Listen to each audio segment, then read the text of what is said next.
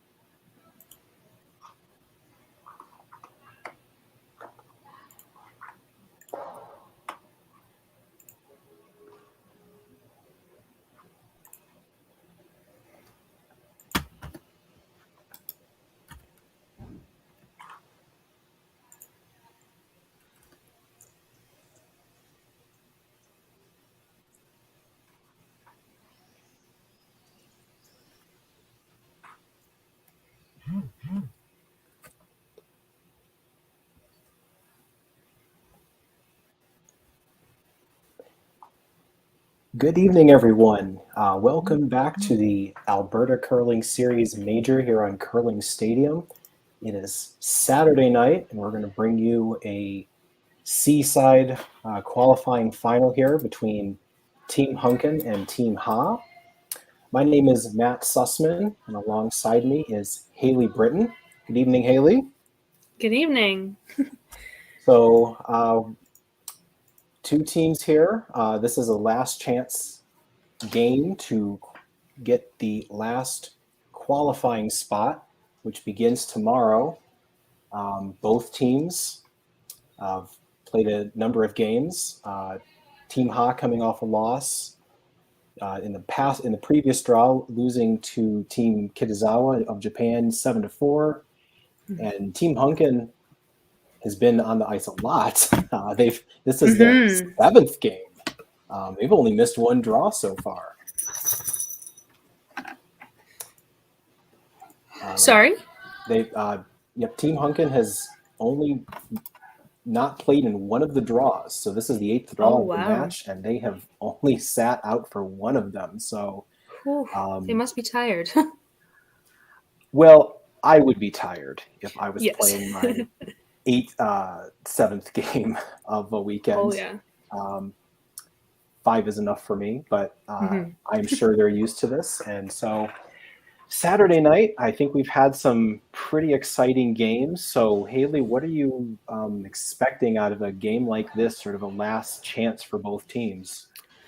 I'm definitely expecting both teams to give it their all. Well, we would expect that in any game, but since this, being a last, almost how you say, last shot game, I feel like both teams are going to come at it very aggressively, knowing that it is their last chance, and it's going to be a good game. Both these teams have done very well, and I think we're in for a treat for sure.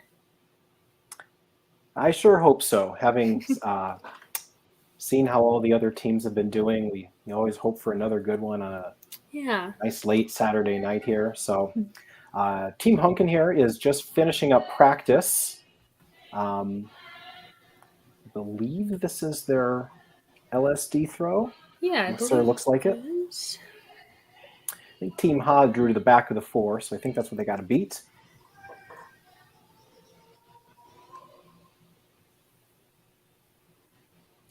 That one's top of the 4, so just depends on the measurement. Oh, they didn't even look at it. So. They didn't even look. I didn't end to see where their Team Haas ended up, so I'm not sure if it was better or if it wasn't close. I'm not sure yet. Absolutely. Well, we'll find out who throws first. I think by kicking it away, I think my instinct is that Team Ha might start with hammer.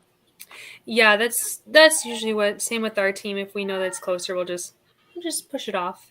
We don't need to look at that. Exactly.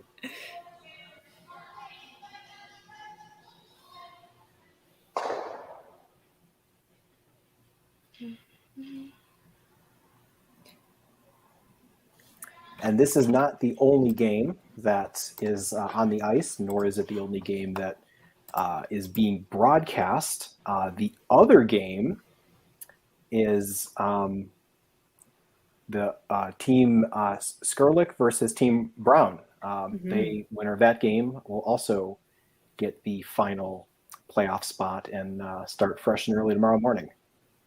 So we will be sure to keep you updated on that score while we watch this one. Yeah.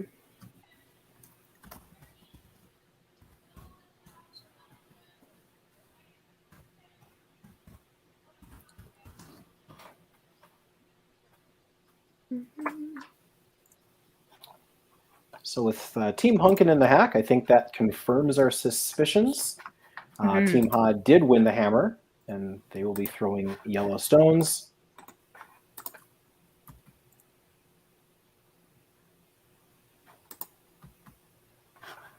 And so the lead, Dana Demmons, second, Becca Hebert, third, Kristen Streifel, and Jessie Hunkin being the skip for Team Hunkin. And on the other side of Team Ha out of Korea, the defending Korean national champions, you have Sujin Kim at lead, you have Tae Yang at second, Hyrene Kim at third, and Seongyoun Ha is the skip. I've heard good things about Team Ha, so I'm excited to see them actually play live. Yeah, I watched them a couple weeks ago when they were in Martinsville. I watched them curl against Team Chelsea Carey, and they didn't win, but they were impressive. They were bold. They do take some chances. They are very analytical, sometimes a little bit too much because they don't want to make sure that they miss any obvious shots there. But this is a very young team. I think they're all in their early 20s, but they will be coming back here in Alberta for the Pan-Continental Championships representing South Korea. So they are getting as much work here in Western Canada as they can get.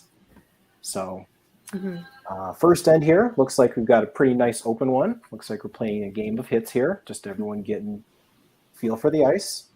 Yeah, getting used to it, seeing the line and stuff. Team Ha is definitely, as you said, they are young. It's definitely a team to look out for in the future, I think. Yeah, and so with this being their fifth game, they started out with an 8-5 win over Team Skurlik, and then lost 6-1 versus Team Gim, their country mates. Then in the B side, they took a win over Team Moore 6-2, And then, as we mentioned, previous draw this afternoon, losing 7-4 to Team Kitazawa out of Japan. That was actually a very back and forth game where they were up 4-2, and then they gave up a big 4, and then couldn't score in the 8th to pull it off. So definitely was an intense game. We weren't watching it, but we were keeping tabs on it. You can sort of tell from that, anytime there's large numbers in there, something wild's going to happen. Yeah. First end here, though, of course, very nice and open. Everyone's just kind of getting a feel and got to hit and roll out. So, chance to usually see it with the more seasoned teams, like the professionals, that they like to start off usually with a blank just to get used to the ice, see the lines and things. That's right. It's always nice to sort of, you don't want to have a very rec league game where in that first end you have just a bunch of junk and you don't want to accidentally give up a huge score, either team really. So fewer chances there are of a bunch of rocks in play. You want to wait until you want to find your chance for that, and first end's typically not that time. Yeah, I agree.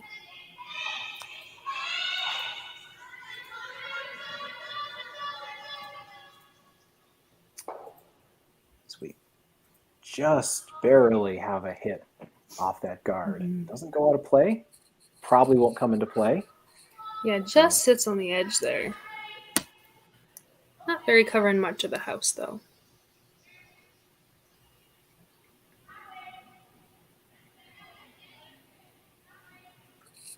So Team Hunkin, as I mentioned, has gotten their money's worth, playing 6 games already, going into their 7th. They started out very nicely with a 7-1 win over Team Hilker, followed by a loss to Corinne Brown, 8-5.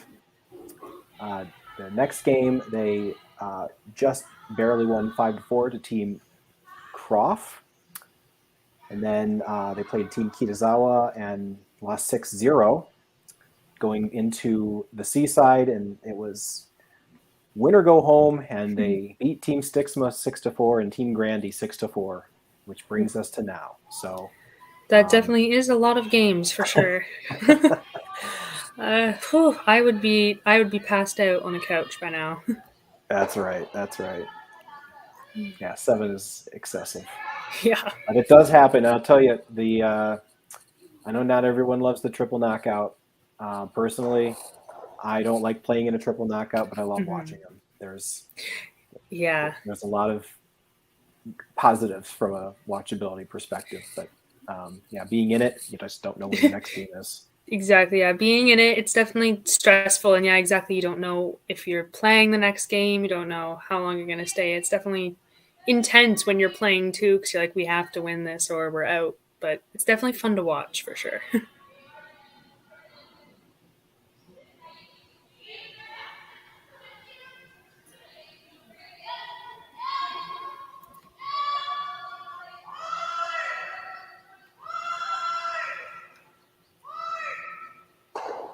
Well, an interesting sort of strategy here with the house wide open. More experienced team here is trying to lure Team Ha possibly into maybe going underneath those guards, but they're not biting. They're trying to hit every single one out of there. Mm-hmm. Yeah, you can tell they know what they're doing just by keeping it clean since they have hammer and just trying to get used to the ice on this one. Oh, she's okay. Had a bit of a fall there. Oh yeah, I think that was that the thrower? I think it was one of the sweepers. Is she okay? Looks to have hit her knee on the ice.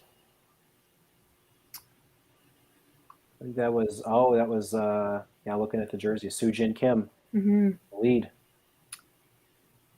Yep, kind of taking she's coming off the ice there for a second. Yeah, looks like she's coming off. I know how that feels. It is definitely not fun hitting your knee on the ice. So I hope she feels better. Well, she's going to have it looked at, possibly just sit a little bit out. I don't know if I believe they are free to continue the game if they'd like. I'm not entirely sure on the rules for an injury. Yeah, neither am I. I'm not sure if what they do here. They might just wait out of respect to see if she comes in, or they continue. I'm not sure what they're planning to do here. I know your adrenaline kicks in, you hurt your knee, you want to keep playing, but the fact that she went out into the right away, lounge, just kind of makes you wonder, but I don't want to speculate. And no, yeah. So injuries are never fun, and you always want to keep playing, and you don't want to get out. But again, injuries are, you don't want to push yourself, right?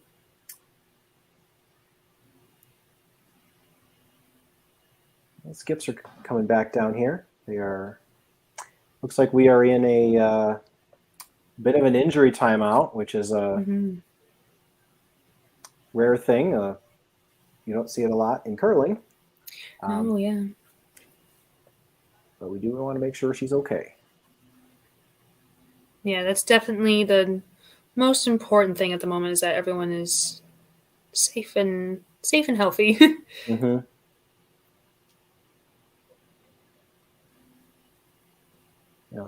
With many reasons being you don't want to exacerbate or make an injury worse by trying to play through it. That's one of the common mistakes that young teams can make, is you don't want to let your teammates down, but you don't want to let them down by making it worse. So she seems to be coming out, so hopefully she's feeling better.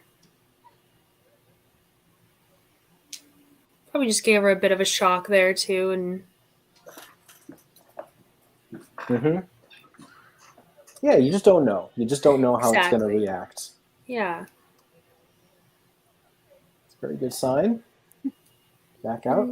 Yeah, she looks to be okay, so it is a good sign. Absolutely.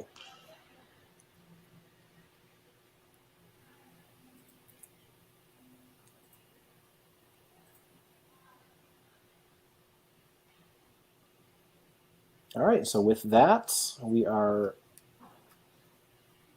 back on. I believe we have, I think we're on third stones. Yes, thirds. Looks like thirds last right now.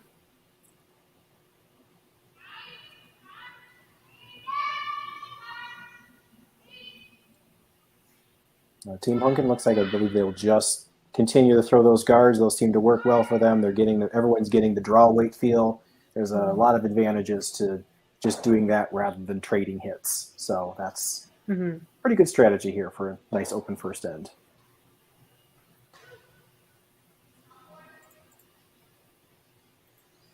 So Matt, how did you get into the curling world? Oh, well, as an American, it's always an interesting story. I was in my first year in college in Ohio, and they're fortunate enough that there was a curling club on campus at Bowling Green State University. And I was unaware of it, what it was, but I had a 7 o'clock evening class that I didn't want to go to. And I didn't know what curling was, but I knew it wasn't class. So I skipped school and went to a open house and learned how to play. And that's where I fell in love with it. And I've been playing for over 20 years. Wow. You never hear stories like that, but I think that's a pretty one. That's a pretty good one. Yeah. So I've been playing for quite a while, mostly recreationally, and the occasional competition, but between watching it, playing it, that's what I've been doing for a while. How do you find the the differences between Canadian and American curling? What do you think about all of that? Well, it's largely the same. I think the main difference is in terms of high level competition, Mm-hmm. and being in college, we did get the CVC, so we were able to watch the Scotties and the Brier, and that was my first introduction to competitive curling. In terms of how the game is, there's a lot of differences in terms of the way that it's trending. Mm-hmm. I know that in Canada there is a number of struggles to keep the membership up, which is ridiculously high. Let me just say that first. It's already massive, possibly saturated, but in the U.S. we are seeing clubs form everywhere. We are seeing clubs start in hockey arenas and then moving to their own places. Just around in my area in the Midwest or the Great Lakes area, we are seeing a new facility. I can think of 3 right now, and sort of within a 4-hour drive that are Nice. popping up. So they're coming up everywhere, and that is exciting. And at the same time, I feel like there's a lot of infrastructure that Canada has as well. They shouldn't be ashamed of that. So, we all have the same challenges, but Yeah, it's the fact that it's forming is it's very good good. sign. Yeah, I definitely feel like the Olympics had a lot to do with that, for sure, getting the popularity out there. It really has. I think that's what really started the growth from when it was on. It started when the U.S. had the Olympics in Salt Lake City. That was a lot of exposure, and the men getting a bronze in 2006 and the gold in 2018 were big boosts. So, and now it's NBC has a made-for-TV series, Curling Night in America, and the teams are slightly recognizable, going on late night shows. So having all of that is, when you're high-fiving Jimmy Fallon, that's usually a good sign. So Yeah, that's a pretty good one. throwing out first pitch at a Seattle Mariners game, dropping a puck at a NHL game, and doing all that. So, but with all that said, that brings the focus to it, and then when regular players start to realize, oh, I don't even have to be an athlete to do this. I can play. I can't bend down. I can use a stick. I can use a wheelchair. I can play and still have fun. That's where you get hooked. Yeah, and I didn't even know they had that curling night in Canada you mentioned. So that's interesting. I'll have Yeah. to look into that.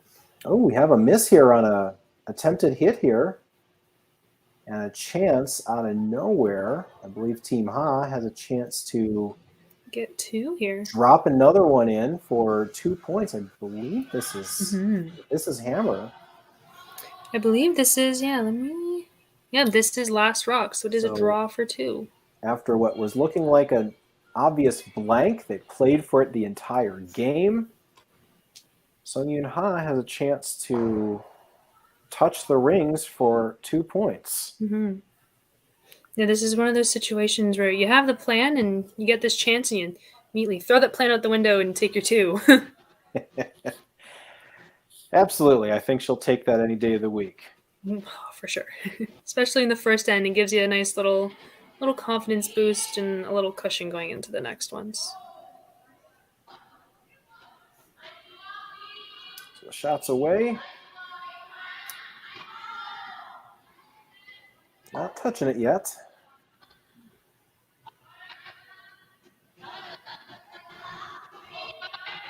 Looks to be just sliding through. Oh, no. It's going to be back house, but it will be okay.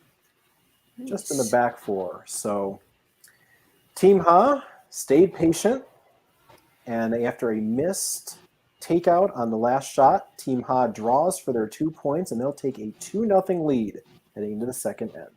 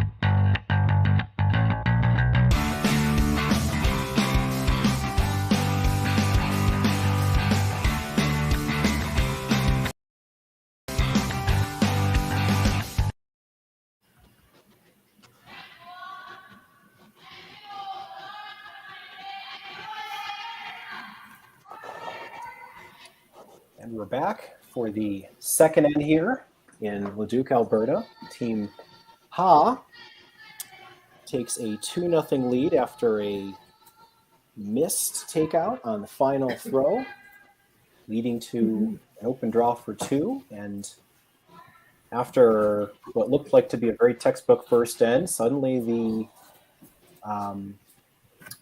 dynamic, Haley, of this game just changed like that. Yeah, and it's just that game of inches, they say, just a couple inches away, and it just ended up being that 2 for just that little miss. And it was one of the more unfortunate ones where you didn't miss it entirely. You actually did touch it, but then it still didn't go out. So yeah, it's one of those ones where you're like, oh, so close, and it just doesn't hit the right spot. So now with Team Ha having their 2 points, they can go aggressive here, set up the center guard. Team Hunkin's going to play right along, throw a corner up. So we should have some rocks in play this time. Yeah, definitely way different strategy than the first end, I feel we're gonna see here.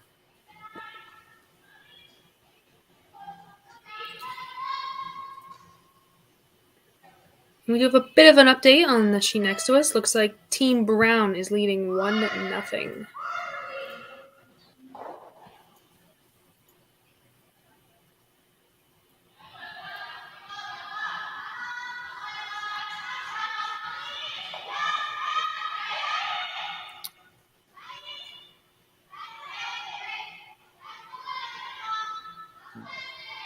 Team Ha's lead, Seojin Kim, trying to come around the guard she threw, and probably wanted that a little bit deeper, but it is just on the rings. Not an ideal spot, but chance here to push it around. Could even remove it if she wanted to. Probably not a lot to see of it, but yeah, it looks like it's hidden very much behind that top guard. But yeah, for Team Ha, definitely would have liked that a little bit deeper. But if it stays there, you can always use it as a double center guard.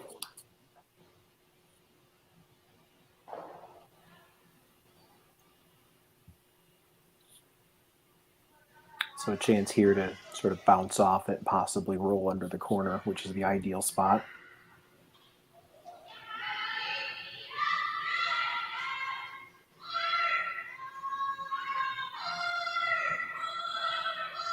Center guard coming up quick. Just gets by it. Oof. And that will roll not quite under cover, nor do I believe the yellow is out of play, let alone might possibly still be touching. Yeah, it looks like it's just biting that edge of back 12. So didn't get all the way out on that shot. No, I think that's still a better spot than it was. It does increase the chance that we will see score this time rather than a blank, but decent result. Forces them to chase it. Yeah, it's definitely it's still there. They probably won't worry about it now, but you end up forgetting about biters. It might come back and, excuse the pun, but bite you in the end. Absolutely. For sure. I've had a couple games where that biter just sits back house and it slips your mind, and all of a sudden they get 3 instead of 2. It's probably won't worry about it now, but it should be might looked at later in the end.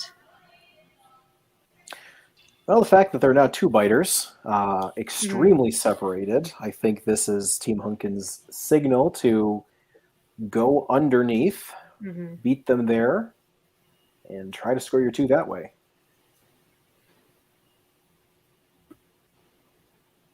Yeah, I definitely want to go around now before Team Ha gets another one in there, because then they'll have 3 yellows. But yeah, if Team Hunkin gets this one in, it'll be a pretty good shot for them.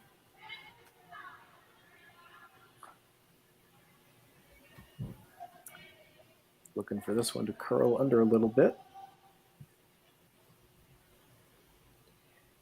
And that lands top button. That's a really good place.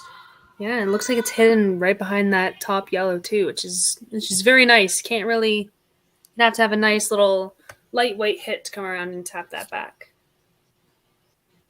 Very nice draw on Team Hunkin's part. Yep, so the pressure goes back on Team Ha. You could freeze on top of this as an option. They are looking, however, to possibly either pick it out or, chip it out. Mm-hmm. Yeah, with the upweight, it does look like they're trying to just get that out of there.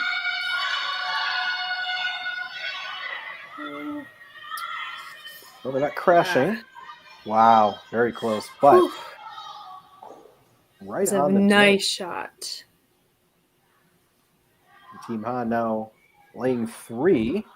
Mm-hmm. They don't have hammer, but they did show them the path. They got just past that guard, and they did bop that stone right in the nose. So Team Hunkin going to try and replicate that. Mm-hmm. Those shots where you just skinny the guard, they always make you hold your breath, but they're very, very nice to have made once it gets by. Trying to push this one over here. And they get a little piece of it. It's out in the open there, but not exactly what they were going for. Probably too much weight, if anything. Yeah, a little too much weight, which caused it just to stay straighter than Team Ha's on that one.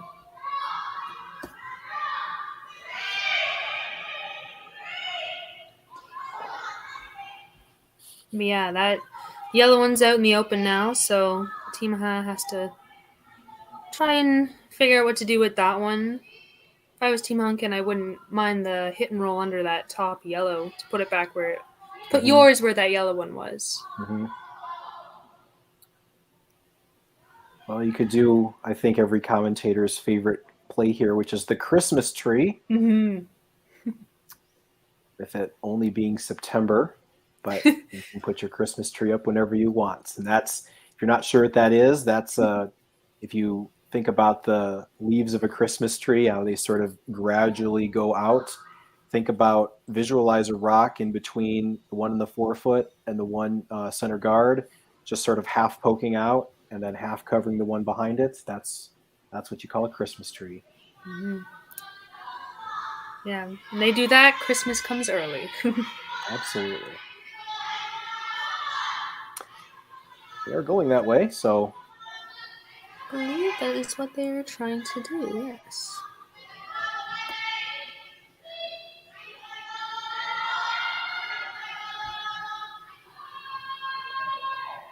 Yeah, it's a decent tree. It's a little deeper, I believe, than what they would have liked, but it looks like it is. Might just be out of the house, actually. Wow, yeah. The other side of that, a shot stone is open. They had to sweep so much to try to get it on that it over-curled on them, and so now there's a chance here to hit shot stone and possibly even roll outside. Would be ideal here. Mm-hmm. It has to curl. Yeah, it looks like it's going right by. Might get a little piece. Just a little piece. Yeah, should be enough to take it out there. Still Team Han control here. They've got at least 2, possibly 3, all touching around the house. Mm-hmm. That top one, I want to say it's in, but it's hard to tell from not being directly above it, like in person for sure. Yeah, that's your ultimate tell there. And really, even if it is on or not, I don't think this changes the call too much. You still you're in full force mode here. You still want to get underneath it, and that is the call. Yeah, you just use that as your second center guard, get one in there, and then you're sitting your 3 again.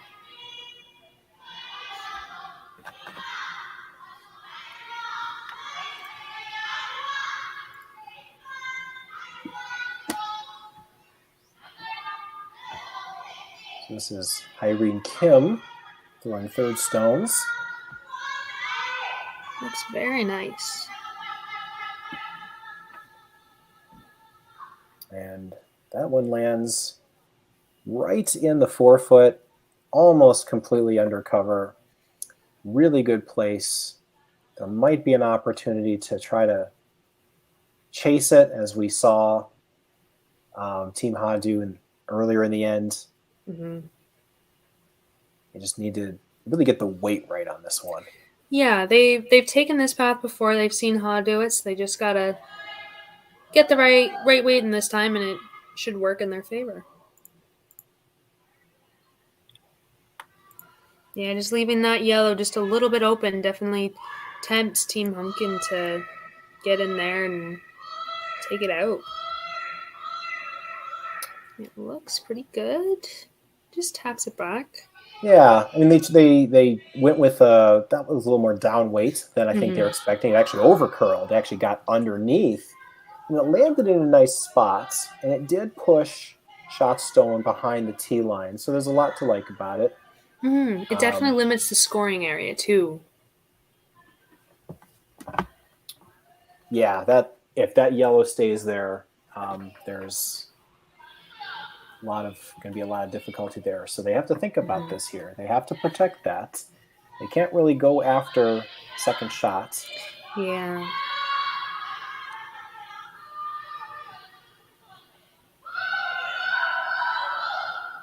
Haley, you're the skip. What do you throw here? Well, I think he's somewhat guarded because you don't have last rock. You're sitting one. You're looking pretty good to get a point here. I think you just guard it up right now. Yeah, really anything in front of it is going to help you a lot here. You always want to watch out for the shot that could score you two, and really it's anything down that line. I think they were calling for something deeper than you would have called, like in the 8 foot. Yeah, I think they're putting it just top button, which is nice because it is under that yellow. If it's a little out though, it might leave the double, which I think I was thinking. But if you get it in the right spot, it's looking pretty good.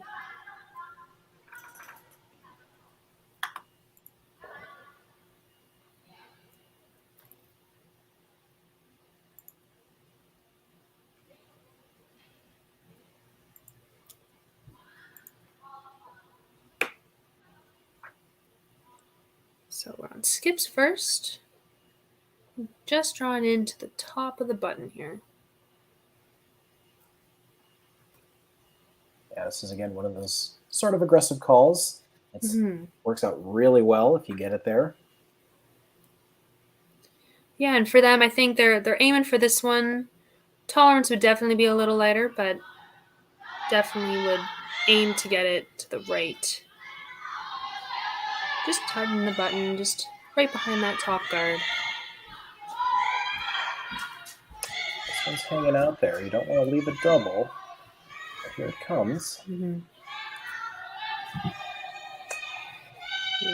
Ooh, just right at the end there. Just kind of dives in. Yeah, that's about the weight that they called.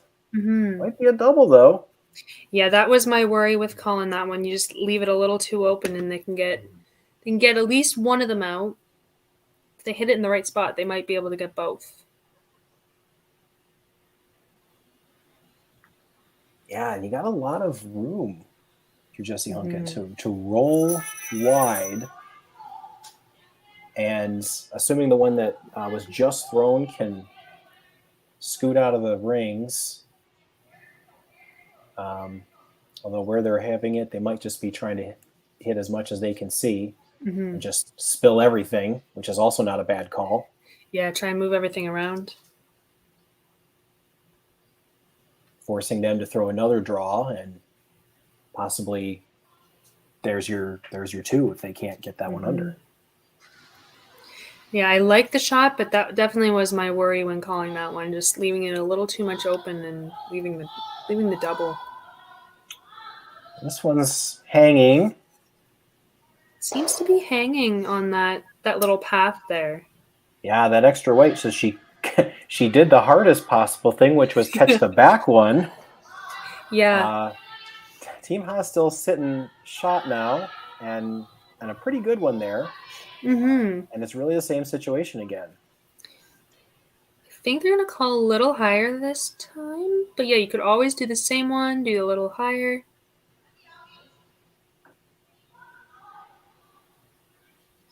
But I think I think they like where they're sitting at the moment, and they kind of want to just stop Team Hunkin from getting there too.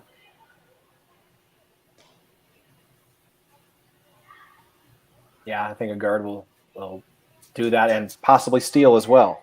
Yeah. They make a good guard. I don't see a very easy shot for one. No, yeah, they put it in the right spot. Yeah, isn't very much you can do to get that yellow out of there.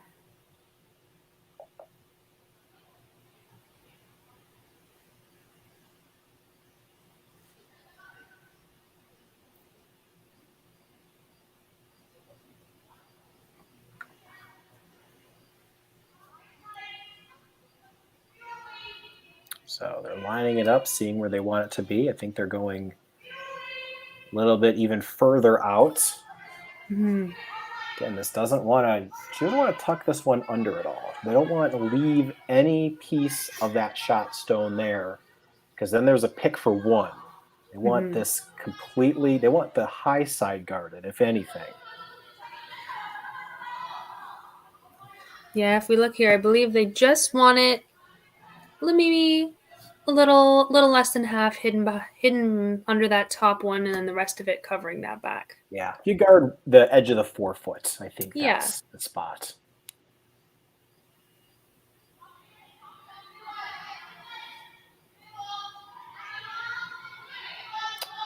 So Team Ha's last stone is thrown.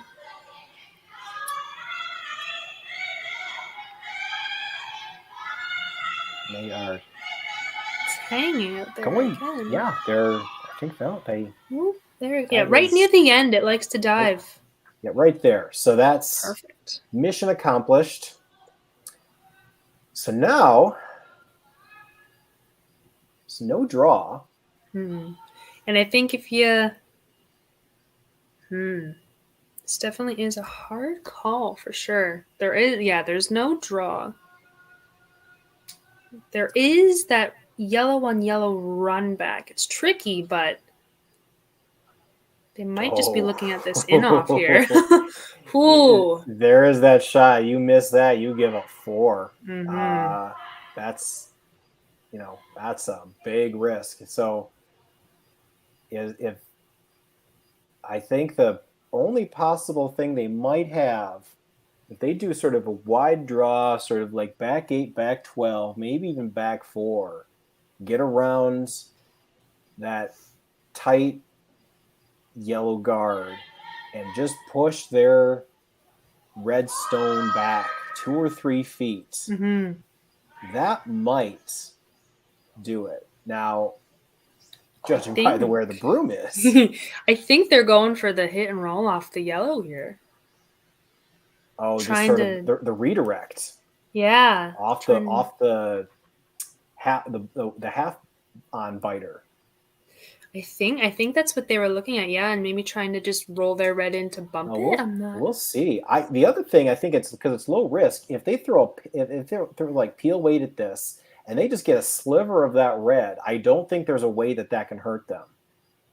Famous last words. But if they get anything on that red, we'll see. Looking at the handle here, you might be doing your shot, Haley. Yeah, I'm not. I personally, I don't think I would have called this shot. I definitely worth it. It's worth it if they make it, but I wouldn't have done this one. Ooh. Well, good effort, and good try. Yeah. They didn't make it worse, but with a couple really nice draws down to the 4 foot, Team Ha is going to add to the scoreboard, stealing one, and they take a 3-0 lead in this winner go home game here, going into the third end.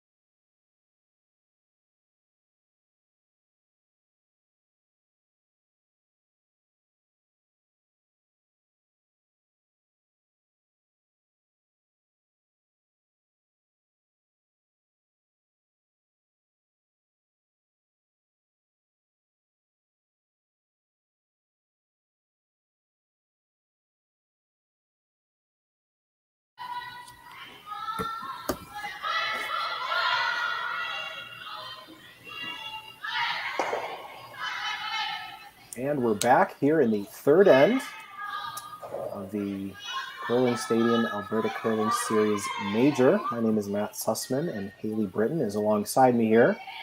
And we just watched an end where the force was on the entire time until Skip Stones, and then the steel was on. Mm-hmm. And both ends seem to be just that little inch that just seems to give the points away for this one.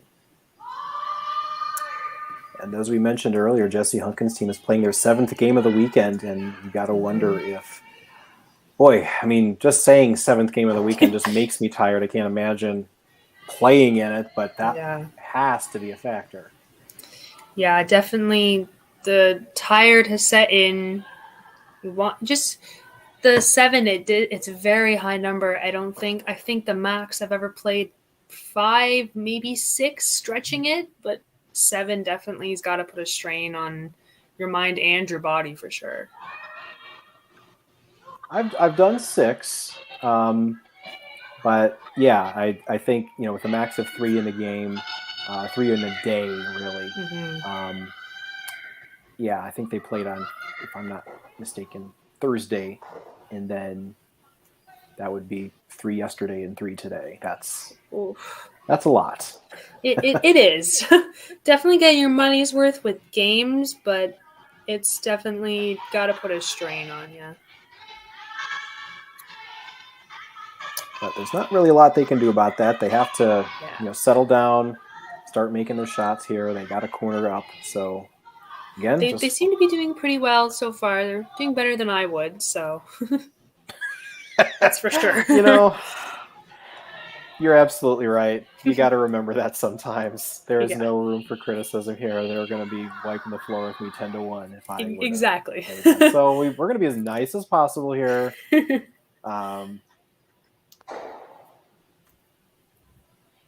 Yeah, especially if I had played 6 games going into the 7th, I would have just shaked after 4. Just right, yeah. Thanks for playing. I'm gonna go take a nap. I sympathize and respect because it is hard to do. That's right. And with it being September already, you don't want to get tired too quickly. I mean, these seasons are getting longer and longer for all these players. They're adding more tournaments here and there, more chances to get in. It's getting pretty packed. Absolutely.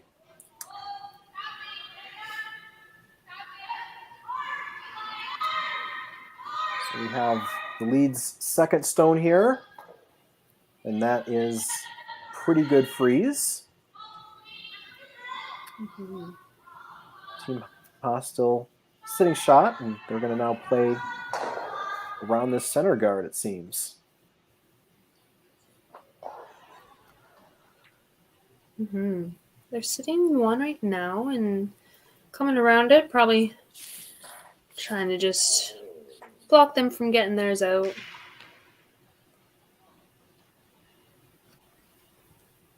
Yeah, this is where you learn a lot about angles and trying to get the exact right spot there. So. Yeah, this is the game of inches and angles for sure.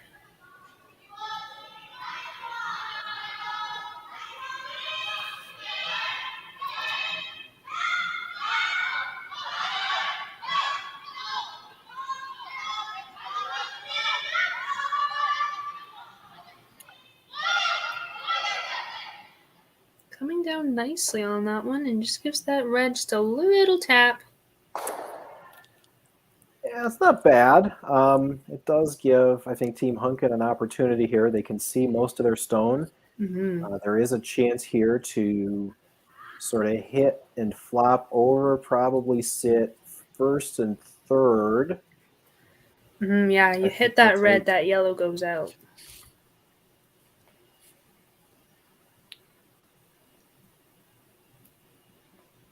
So, yeah, one of their first good chances here.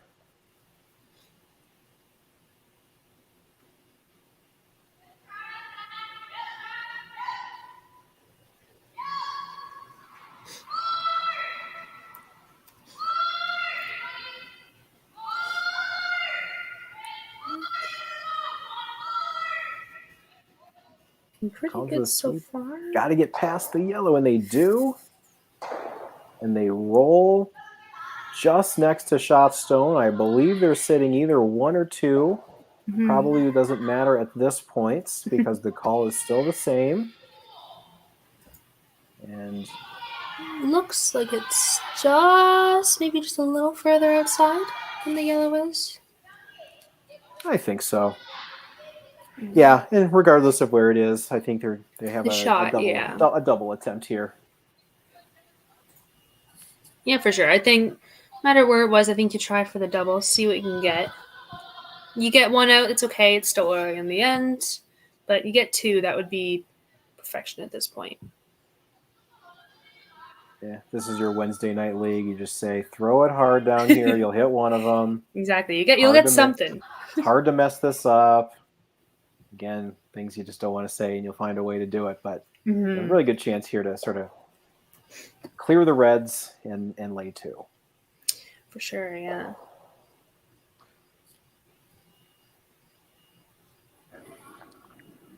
Yeah, you see some pretty fantastic shots in league play, and you're like, oh yeah, that's what we were trying to do. You just play along with it. I'm trying for the outside one first. Nice.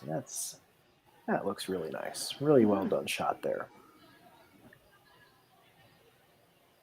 Yeah, they always say for new curlers, there's a couple shots you always remember. You remember your first double, and then you remember your first called and made double. Exactly. And those will always be 2 different shots. Oh, yeah. You got the one that you wanted to make and the one you're like, oh, yeah, that wasn't planned, but we're making it anyway. Looks like they leave the hit and roll here for Team Hunkin. Yeah. Looks to just be hanging out there. Well, Team Hunkin's just not getting the angles on these hits here. They've seen a few just sort of go wide, and I think wide has sort of been the name of the game for the way they've missed. Yeah, we've seen a lot of them that just either stay out there and haven't curled in enough, and they just end up hitting nose instead of rolling on most of them. And again, that could be fatigue. I know sometimes when you get tired, you have a tendency to sort of try to give it a little bit extra and throw a little bit too much, and that can then have a tendency, if you're throwing too hard, to have these things go wide. Yeah, that's the whole correlation with the weight in the line. You throw a little too much, and it just stays out there.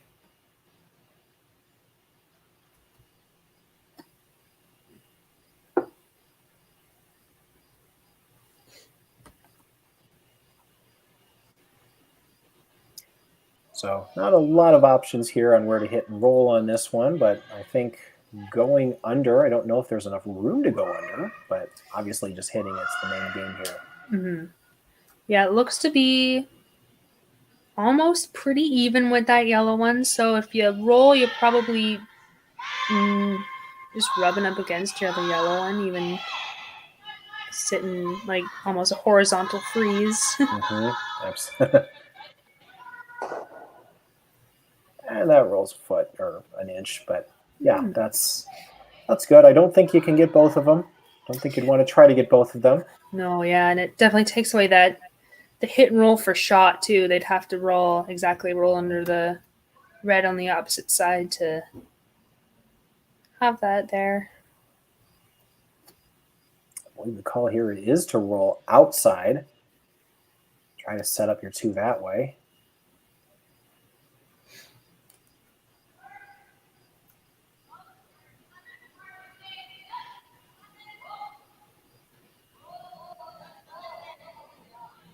And it just looks like it's just hanging out there. Might just get a piece of it.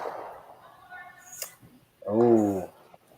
And that sticks in the back and rolls out. So again, another case of just going a little wide. Yeah, and it moves it around too. So now you don't have that one to hit and roll off of anymore. Absolutely. So now, yeah, Team Ha with sitting 2 without hammer. They can now protect their shot stone. a lot of ways you can do that. You can just try to lop another one in there just on top of it. I think they are sort of looking at that, possibly preventing any sort of run back opportunity. Yeah, you almost just sit in front of it, even if you're edge to edge with that top guard. And you don't really have to worry about that back one since they hit it, they're not shot. So you're just focusing on that one in the top 4 area.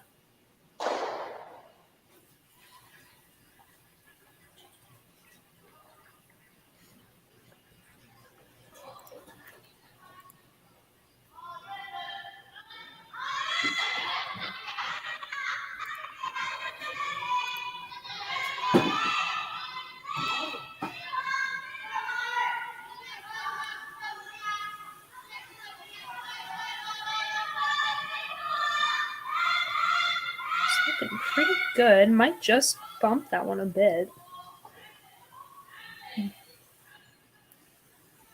But it's still pretty good. Leaves them sitting 3, and it's right behind that top yellow too.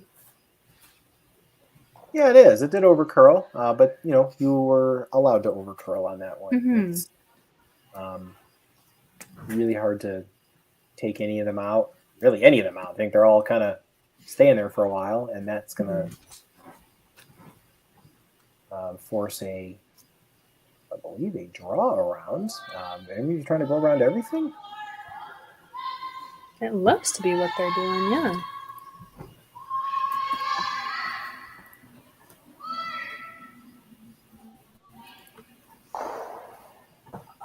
And that is... Looks like it's just going to come down on top of those 2 yellow. Yeah, I don't know if that's what they meant. It's 4th shot. It's a little usable, but I'd certainly rather be yellow right now. For sure, yeah. They're sitting 3. They've got almost consider that red one as their second center of guard, and it's hard to get both of those yellows out right now. It's definitely a good position to be in. Yep, absolutely. So now you're looking, if you are Team Ha, this is their analytical side now coming out. They have a chance to sort of try to get into the mind of your opponent and see, what can you do? What if they try to throw this run back here? Where does everything go? And if they think it's fine, if they think it's not possible to spill everything, then you try something else. But I don't know if they need to worry about the run back. If they make that run back, you tip your cap and exactly, yeah.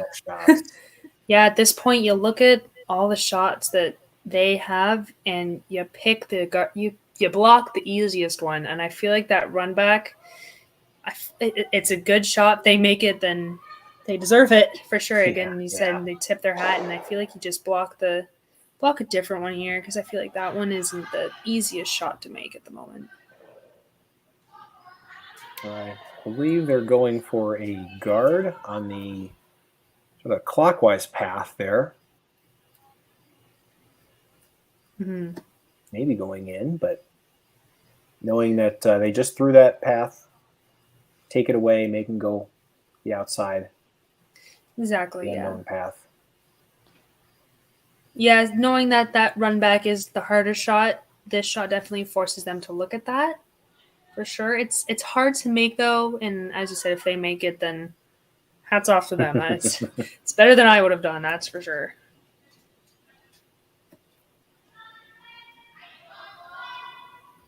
First skip stone out.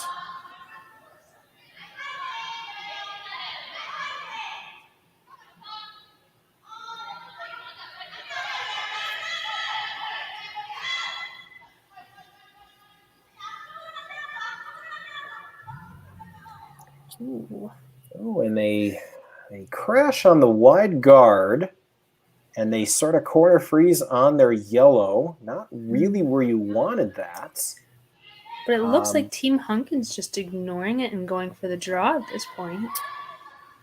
Yeah, I think Jessie is sort of seeing what she's going to be left with. You could certainly throw weight at that yellow, but 2 reasons. One, you're probably getting 2 and still leaving shot. You're still going to throw a draw on your 1st. And second of all, they've been a little erratic on their hits. So throw your draw weight. You did that. You know what it is, and you get 2 chances at this, really. Yeah, exactly. You practice it now since she figures that that's what she's going to have on her second. Practice it now and then just perfect it for the next one to stop Team Ha from getting a lot of points this end. Yeah, third end. You don't want this game to be over right away. Yeah. Still, even if you score 1, you're still in it. So exactly, yeah. And it's very early. They score 1 and they still have a really good chance to come back. You just want to get this one in the right spot for here.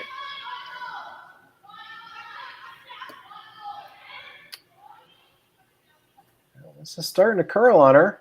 This is going to come up narrow, and that is going to spill on. And so Team Ha, with their last, without hammer, is already sitting 4. Yeah, at this point, you try and think what shot she make and block the easy one because it looks... It's definitely a sticky situation. You got to put the right stone in the right spot. Well, I think they're looking at, again, all of the possibilities that they have to score. Can you throw weight at that red stone and kind of move everything around? If you hit the one that Jessie just threw into sort of the, I guess, what second shot, I don't think you score. I don't think it leaves. I think it kind of sticks right there. Yeah, I think it kind of just moves the one that's first shot in a bit, and maybe the one that's third out a bit. But I don't think you're sitting shot if you hit that one. It's a really interesting angle there because now does the run-in stone possibly spin for points? But again, it's a risky shot, and I don't think it's the one that they'd. I mean, it's a shot that they can certainly try, but I think there's still a wide draw, if nothing else, to cut them down. But I think they definitely want to. Now it looks like they're throwing possibly a guard here at that. I think so. Yeah. Okay, so it looks like they're gonna try to beat them there, and try to sit 5. That's a very aggressive call. That run that Jessie just threw definitely made the draw a bit harder, but I feel like Team Ha doing this gets there first. It can be bittersweet because you're also showing Team Hunkin the path that you're going to take here too. Now, based on where she's sitting, I think she is calling for the guard. That's what I would have called. Just a guard, maybe block that wide draw and block that potential run-in with the red.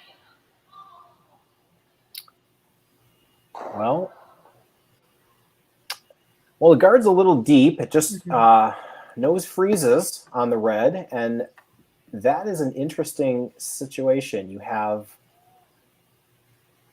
the draw. If you're a rec leaguer, you might even look at that yellow-red and say, well, that's really easy to promote. I can get, I just need to throw the right weight at that. But I think they're going to just look at the straight draw that is there. They just need to touch the 4-foot. That is very doable. Yeah, and even at this point, if you don't touch the 4, but you're mid-8, you're giving Ha 1, which isn't terrible, but you're limiting the scoring area. But you don't touch the 8-foot at all. You're giving up 3, and suddenly you're down 6-0. Exactly. So, big shot already for Jessie Hunkin here in the third end to try to cut the lead down to 2.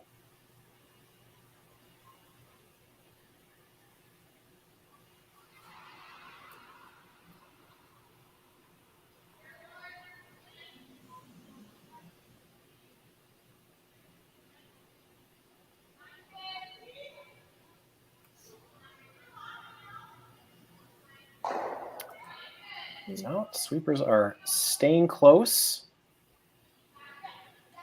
Might just be on that back yellow there.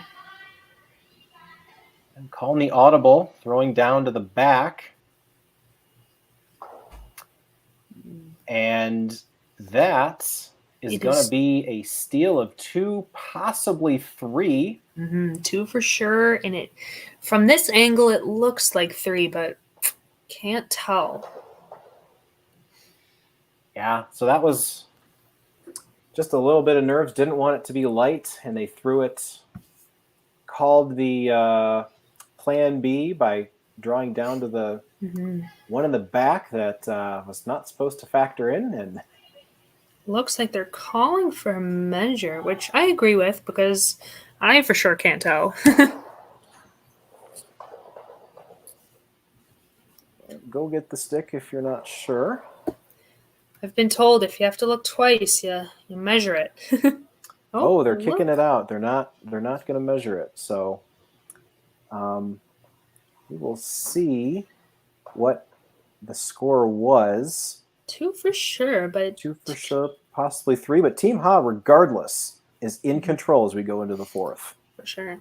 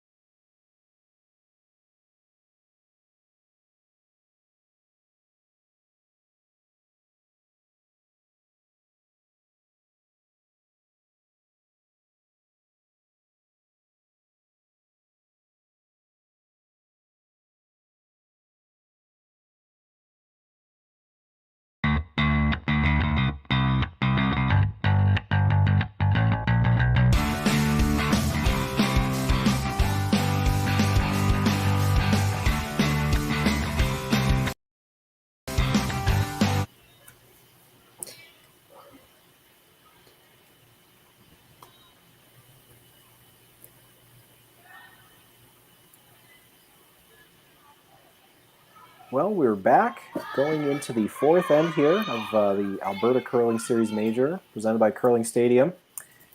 And as you can see on the scoreboard, it was just a steal of 2 after a heavy draw, landed on a back yellow rock. And so Seongyoun Ha's young Korean championship team has a commanding 5-0 lead over Jessie Hunkin as we go into the 4th end.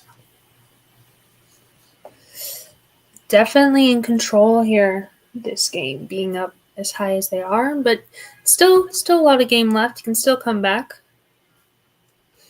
So this is, yeah, they absolutely can. 5-0 is not insurmountable, and it looks like they're going to try a tick shot here after a center guard is thrown.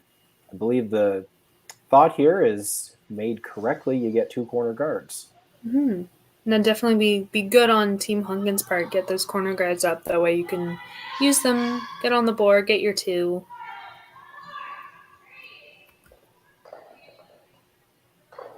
This one's over curling a lot. Looks like they're going to hit Right maybe on the over curl nose. altogether.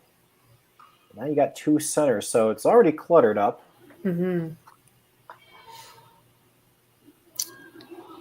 Team Hall looks like they just want to take out their own. Does not look like they want to deal with it. Well, that is what we call the peel of shame. Had to do a couple of those in my day. Sometimes your own rock isn't doing you any good, and you got to get it out of there.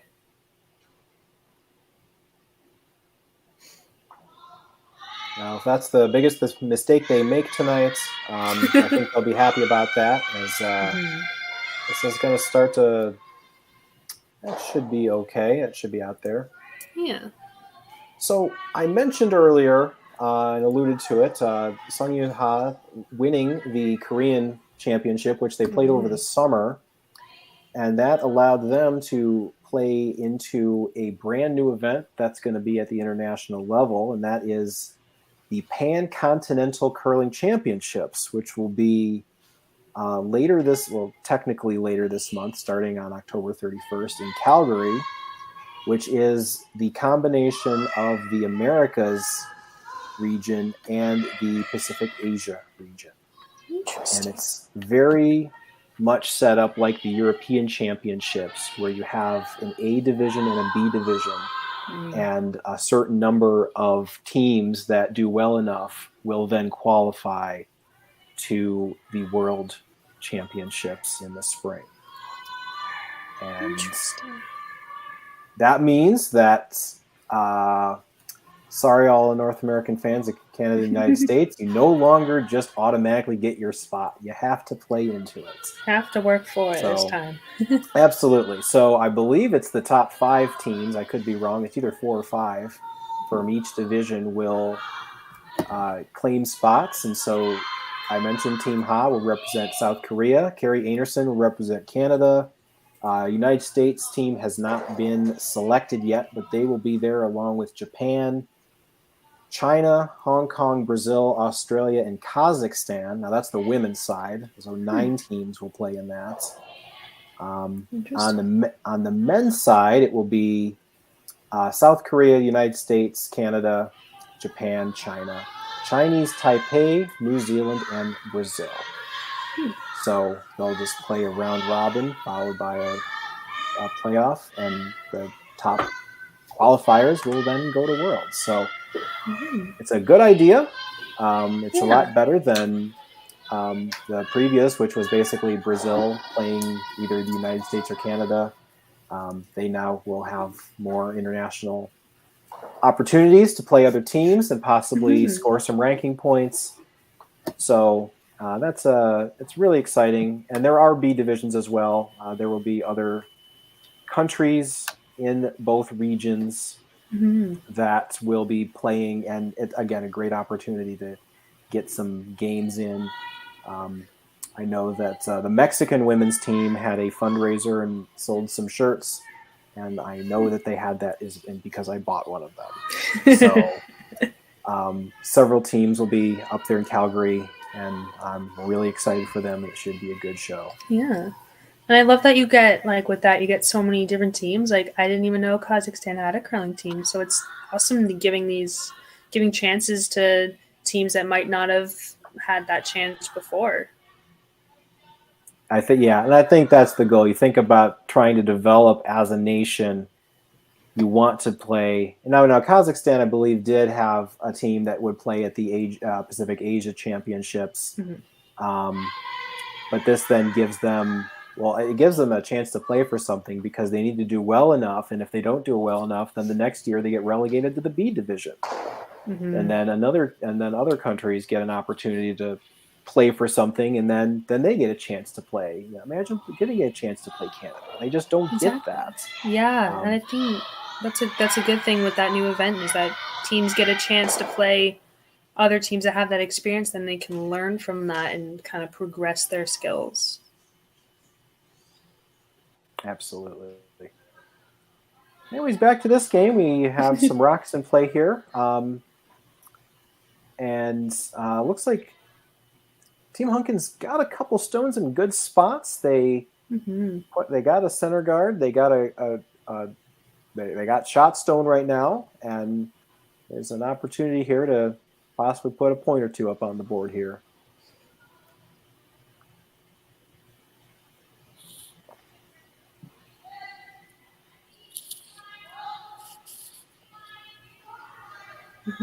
Yeah, and as we said, it is still, it's halfway through the game.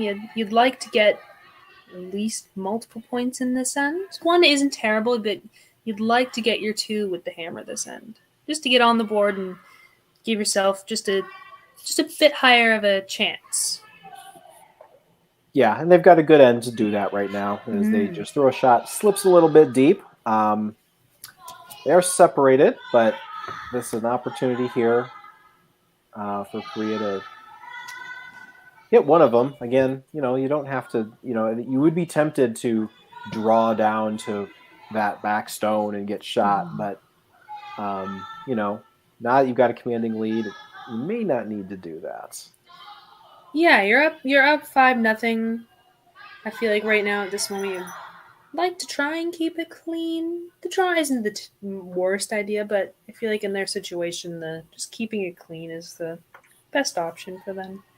Yeah, now they're getting really greedy. They're eyeballing, can you double this? When you're feeling it, you're feeling it. Exactly. Yeah, you're Oh, timeout. Yeah, I believe in these events you're allowed to call a timeout and bring a coach out and just, talk it over. It's a good opportunity here to sort of settle down and get a good sort of learning experience. Yeah. So settle down, talk it over, take a breath, kind of calm yourself down, and just get your head back into the game. I know there's been a couple times where my team has used the timeout. Just we know what we're calling, we're just taking it to kind of bring ourselves back, just to focus us in. But definitely good use for the timeout here, I think. Absolutely. There's not a lot of opportunities in curling, at least, to talk to your coach in game. There's obviously, I'm sure, now I've never had a coach, but I assume that the coach gives you a lot of insights between the games, less so during the game. Yeah, it's once they get the picture of the whole game, you can kind of go over your shots, but it is nice to hear from them during the game, to hear their opinion and what they think you should do. But definitely in between games is when you can go over it as a team and kind of think, oh, we could have done this and that. Because right now it's timed, right? You have I think it's a minute, so you don't really get that full talk through. But it is definitely nice to hear from them and hear their opinion. So after that, they made the decision to just peel the center guard. If I was the coach, I probably would have been saying, well, that's the simpler shot. You just make them, there's a lot of things that can go wrong if you try to pick one out, and make the simple shot.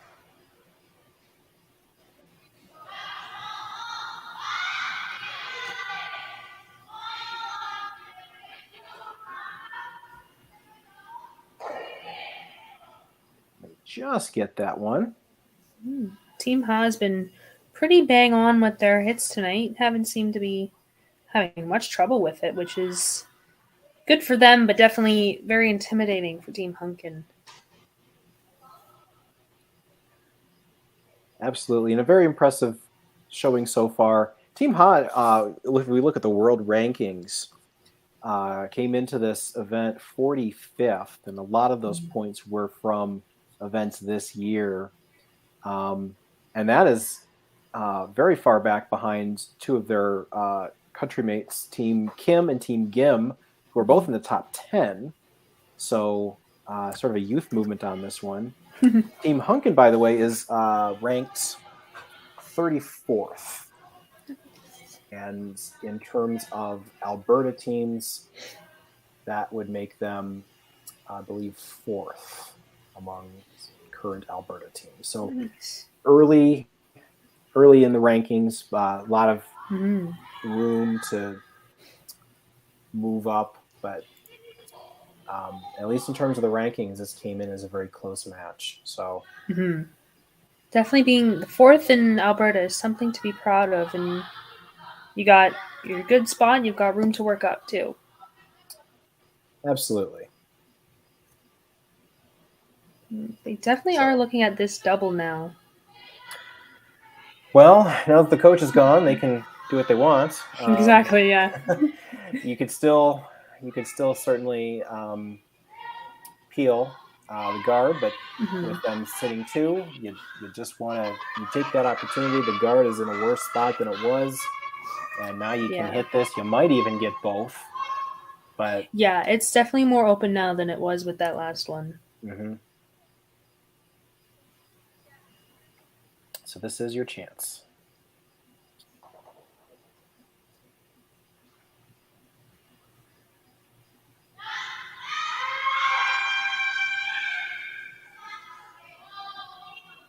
Looks to be just over curling, just a tad.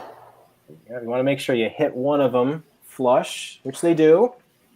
So a red one goes away. It's not the one they were aiming for, but it's... Still gets one out of there. Opens it up. Exactly. It's one more that's not there. Now, Jessie Hunkin has a chance here to possibly sit 3. Yeah, you put one right in behind those top 2, and you're sitting pretty right now.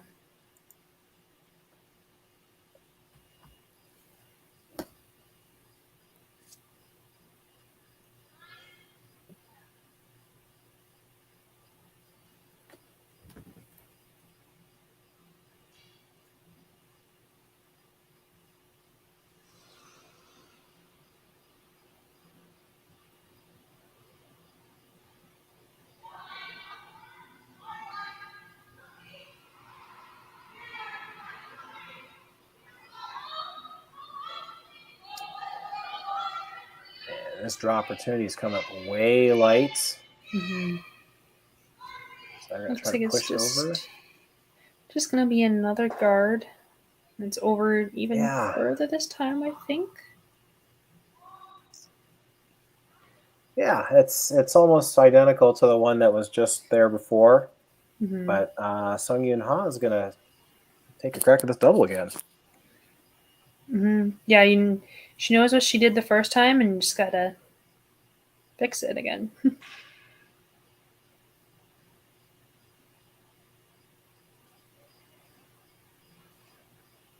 Well, again, I don't know if the double's there, but there is a chance to hit at least the open one, and that's good enough. They are looking at it, though. They want it so bad. You can tell. You can tell they're trying to make it there almost. Yeah, if you hit enough of this, I think you can go over top and clip the back one. Mm-hmm. I feel like top priority is just to get that top red one out. If you clip that back one, it's extra bonus.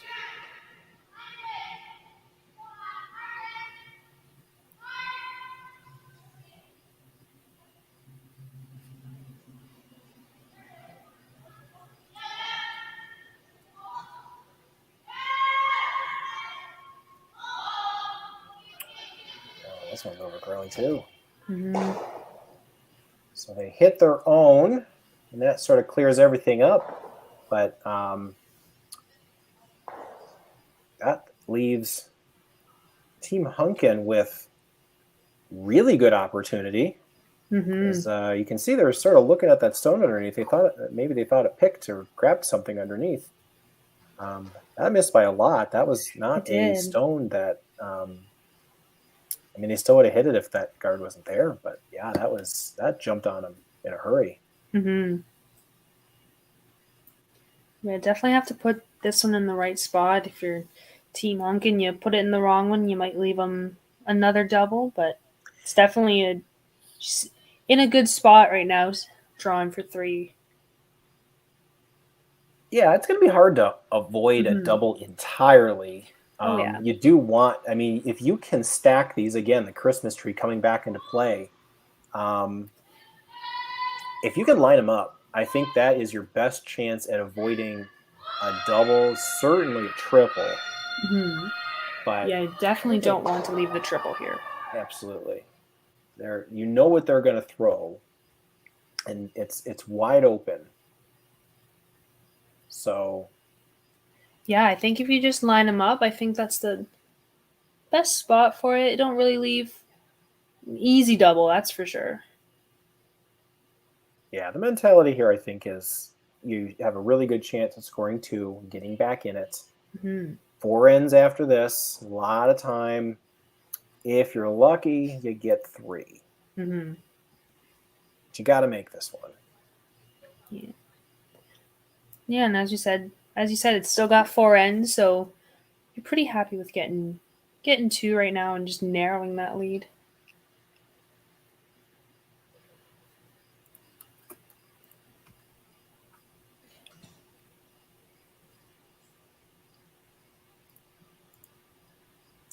Speaking of 4 ends to go, we got a close one on the other sheet here. Team Skurlick and Team Brown knotted at 1. Team Brown having hammer going into the 5th, but they have blanked the last 2 ends over there. Oof, clean game over on that side.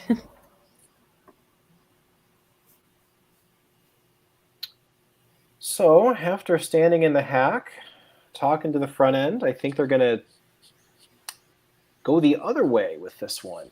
Maybe, I don't know, maybe hit maybe just sort of tap the stone and sort of over curl and maybe show half on that one?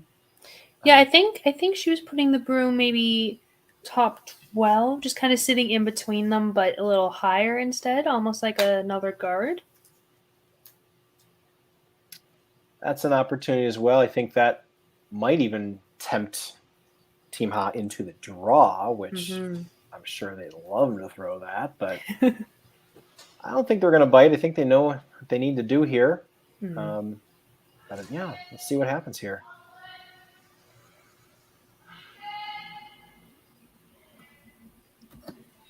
Draw weight's been eluding them for most of this game. If they can get one to where Kristen's tapping her broom. Sweeper's trying to drag it here. Looks like just a little higher than what they would have wanted. It is higher than they wanted. It's not a bad spot, really. No, yeah. It's almost like a plan B for them. It's higher, but it still looks to be in a pretty good spot. It's still biting, so they are sitting 3. So so they're sitting 3. Now, there is a chance for a double. I think best case, I think you're really happy for Team Hunkin. Best case, they throw a double, and you're throwing open draw for 2, touching it anywhere. There's a chance here this jams, that this doesn't get out. Or you just drive it by everything and you score 3. So you're right. I don't think that's where they were calling it. But just barely biting might be good enough. Yeah, you're definitely... It's looking pretty good for Team Hunkin to score right now. Yep. If Team Ha hit at least something.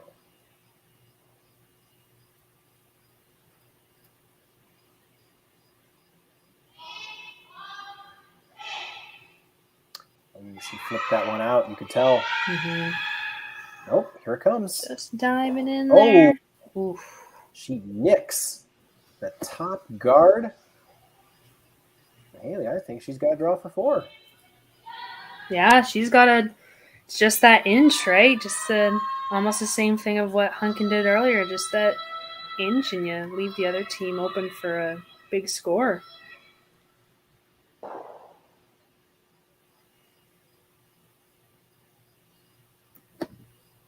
And just like that, she is definitely back in it now. If she lands this one, it's only a 1-point lead. Yeah, how quickly things can change on a Saturday night in Alberta. Yep.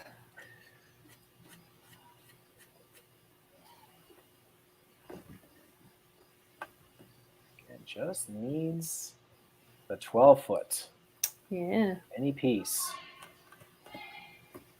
Draw weight has been avoiding her for most of this game, but she can change it with one throw.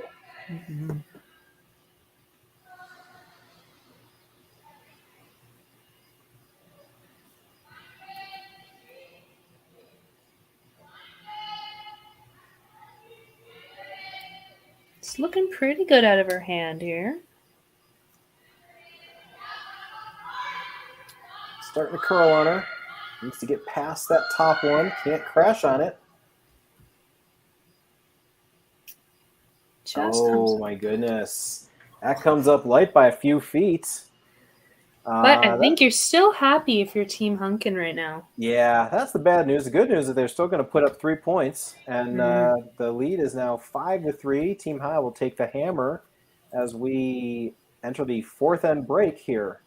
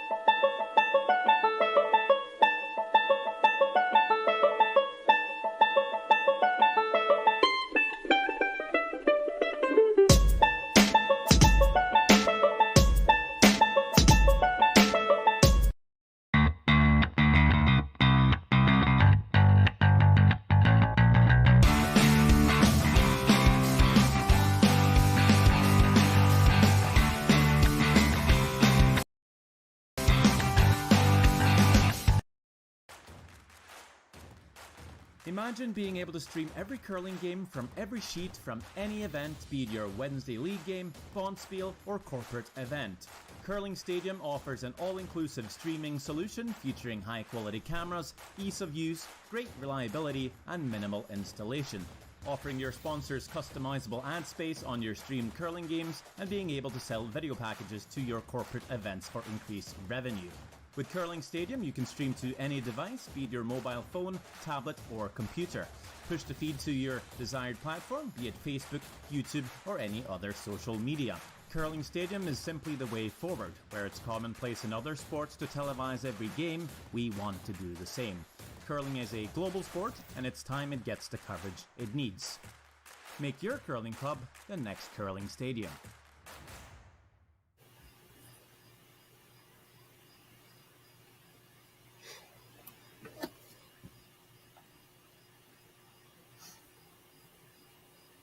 And welcome back here to the Curling Stadium Alberta Curling Series Major here in Leduc, Alberta. I am Matt Sussman, and Haley Britton is alongside me, and we just watched a very interesting end where Team Hunkin was looking to score and had a chance for 4, but another case of a light draw just ended up in a score of 3.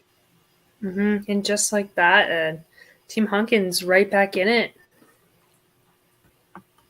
Absolutely, and I think that's the main goal. They capitalized on some Team Hot trying to hit any red rocks they could, and they just kept hitting one red rock. Things got out of hand for them early, and all of those crashes led to that big score. And they put a field goal up there instead of I can't think of any other sports where you can score 4 in one thing.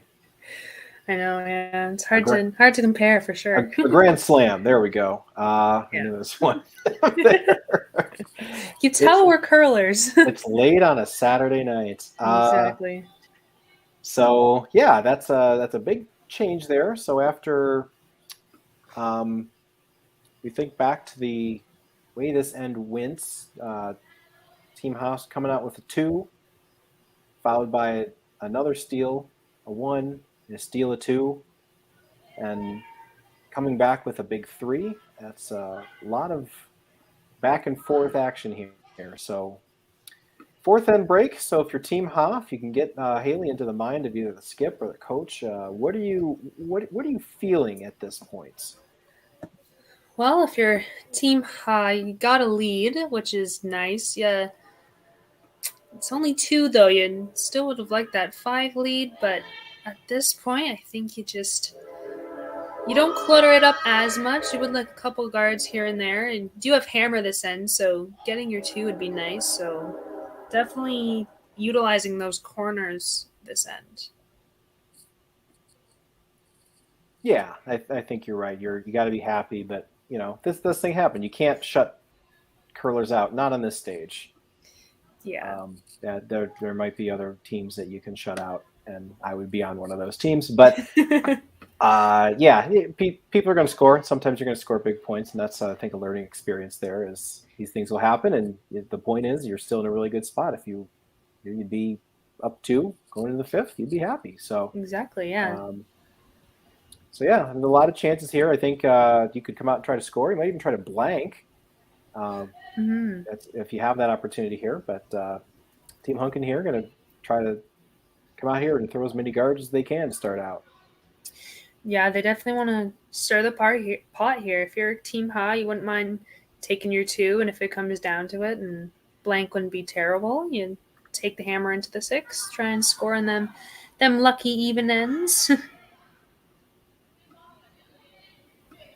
Speaking of blanks, I think if we saw peeked over on the other sheet here, I think they put up a blank end in the 5th as well.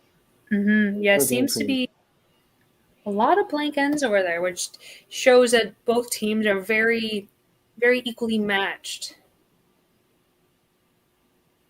A lot of, tentative curling over there, just trying to find your opportunity there.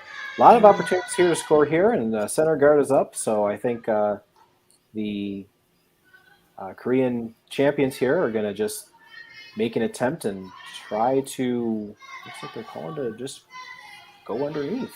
Mm-hmm.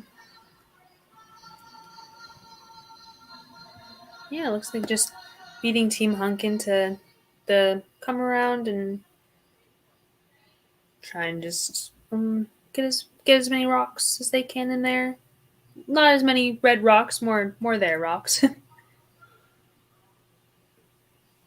Yeah, I think you want to get in there first. That stone didn't end up exactly where they want. It's a little light, a little wide.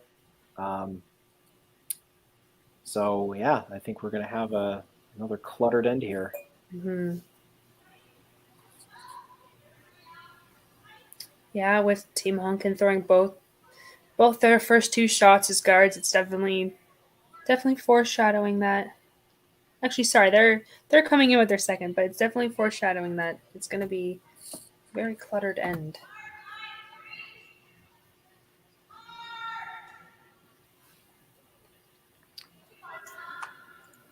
And Dana Demmons' second will just curl around, touch the forefoot, kind of leave it as protection for yellow.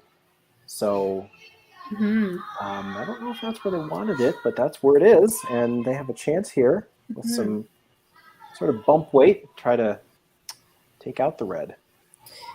Yeah, Team Ha looks like they're trying to just bump their yellow into that red, and I think that'll end up leaving them sitting 2. Maybe just drive that red just back house, maybe even out if they have enough.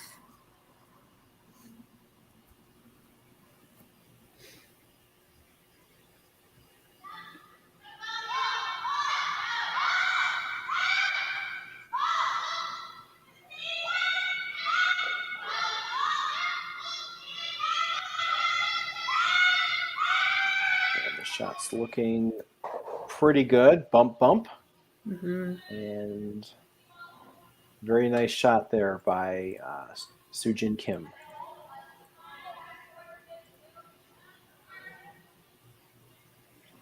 Yeah, it looks like Team Hunkin's just going to reply with a nice come around. They don't have hammer this sense. They just want to get their rock in there and try and make it as cluttered as possible for Team Han. Just try and get another point on that board. That's right. They got the center guard there. And, those two Yellowstones are actually not in a very favorable angle for Team Ha. So there is a good chance to maybe get underneath there. But this one is floating a little bit, but there it comes. Yeah. A lot of these rocks just like to really curve in right near the end. Just slides back a little deep though. Yeah, good finish. That's a little deep, but it's really good spot because you can't really take it out. So here comes the peels, as expected. Yeah, your Team Ha, you want to get all of the guards that don't help you out of there as soon as possible, for sure.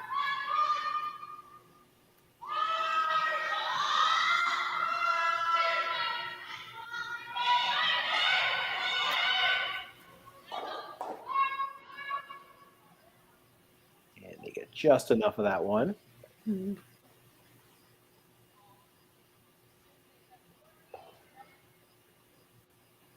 Yeah, that red rock, if they put this guard up in the right spot, that red rock will be difficult to get out, but it does leave the come around and sit on top of it. But definitely don't think it's going anywhere. Yeah, you're always going to leave the come around. I think if you're Team Hunkin, you want them to throw that. And yeah, I think we're just going to see a cat and mouse game here of throwing up guards and peeling them and waiting for someone to miss something here until we get to skip stones. So it's not the glitch in the matrix. We're going to see these stones over and over again here. And another good guard there. Yeah, it's usually with these, like, as you say, cat and mouse type situations, it's as soon as someone just, their rock overcurls or undercurls a little bit, that other team just swoops in and takes advantage of that situation and runs away with it almost.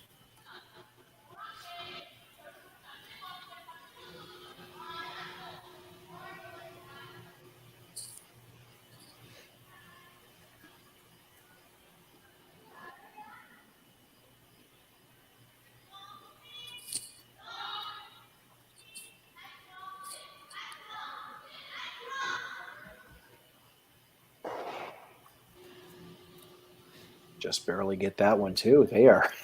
They're making their shots, but boy, they're not making it close. Yeah, they're making it difficult to watch. It's one of those like whoop, hold your breath kind of. Huh. Had it all the way. Yeah, just throwing that guard up again, just kind of coaxing Team Ha to try and use another one of their rocks to get it out.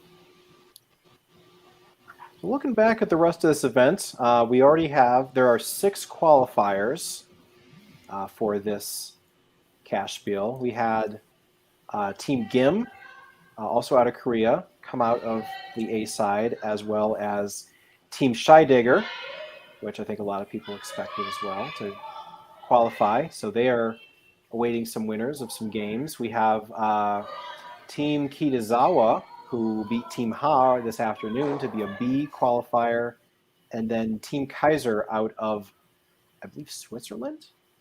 Yeah, Switzerland. I believe so, yeah. Who beat Corinne Brown to be in the B side. And so these two games left will finalize the playoffs, and I believe that the winners of these 2 games will play the B winners, and the winners of those will play the A winners in the semifinal. I believe so. I think that is how this layout works for that one. And Curling Stadium is going to have it all tomorrow, all those games. Mm-hmm. So you can watch football if you also watch this. It's a compromise. Yeah, you got enough screens in your house, you got enough bandwidth, you can watch it all. If you don't have enough bandwidth, just watch this. Yeah, just curling. That's it. Yeah, I'll be out playing some games tomorrow, but for sure my mom will be on the sidelines having this up on her phone at the same time. Yeah. So is that a league then on Sunday? No, this one is me and my competitive team, we were supposed to have a tournament this weekend, but they ended up canceling it. So we got a couple teams together and we're just doing like a fun little, almost like a practice game. Yeah. Okay. A little scrimmage. Yeah. But for sure, we will have these games up in the background. So if we can do it, you can do it. Well, with another guard coming up, Team Haas changing gears here. It looks like they're going to try to, I suppose, peel out maybe their own? Yeah, they might. Looks a little down for that, so they might just be trying to tap something in. If they hit it a little bit low, they'll get some action, and the 1 second will go a little bit back. Oh. All right. I'm not sure what that did exactly. It did opened it up. It took the staggers out, and I think that was really hurting him because that guard really took everything away. So it did a little bit. That back red one's definitely open for Team Ha now. It's difficult to get at, but I feel like with a little low weight hit, you could get at that one. Yeah, you have that. You could maybe get through the port. You also have just a run back. It's a short one, but it's a run back. So it's accessible now. It was not accessible before, and you didn't want to do a come around. So yeah, it sort of did the job, I suppose. So now with duplicate shots no longer happening here. See if Kristen's rifle here can protect their shot stone. I'd love to have another one in the house somewhere. You don't want to go broke in the fifth and pick up a big score here, but it's coming up pretty good here. Definitely leaves that back one open still, which I think is what they're looking at. Yeah, I think you've been looking at this shot here, Haley. I think you like this one. If you can, I do. You would throw this? I would throw this. Yeah, I think it's all there. You even if you end up bumping one of those top red guards, it opens it up more, than gives them more likely to make the shot. But I would throw this one. I like the up weights.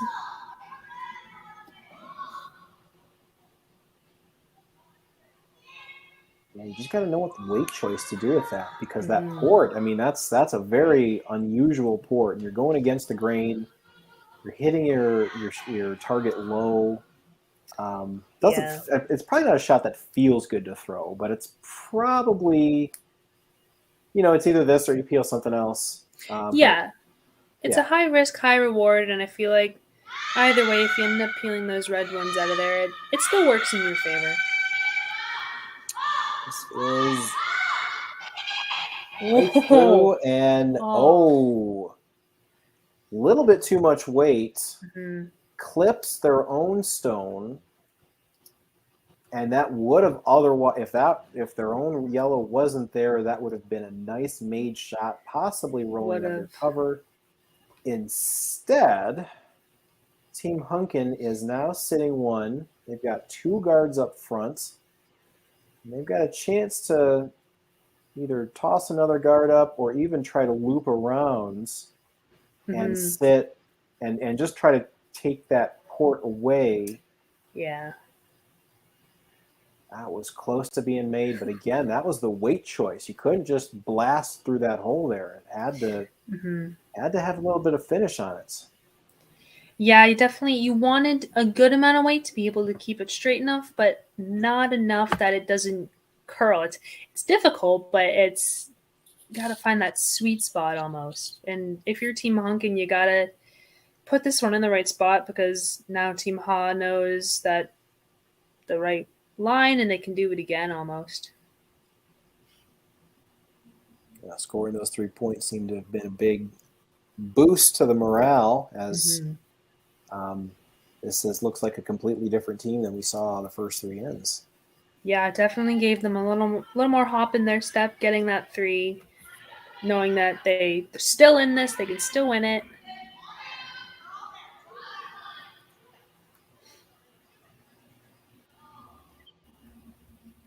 Jessie's first stone here. It is not stopping. Looking like just going to slide just a little deep into the back of the house. But now that port's open, and if you hit it in the right, I think you might get both of them. Yeah, you're right. It's close, though. I mean, this is where you have to throw enough for it to not overcurl. Exactly, yeah. I think now at this point you take the same line and almost maybe the same weight. That way it stays nice and straight and you can get that double. It's a good... It's risky. It's high risk, high reward for sure. But we are on skip stones, so the Team Ha is willing to take that risk.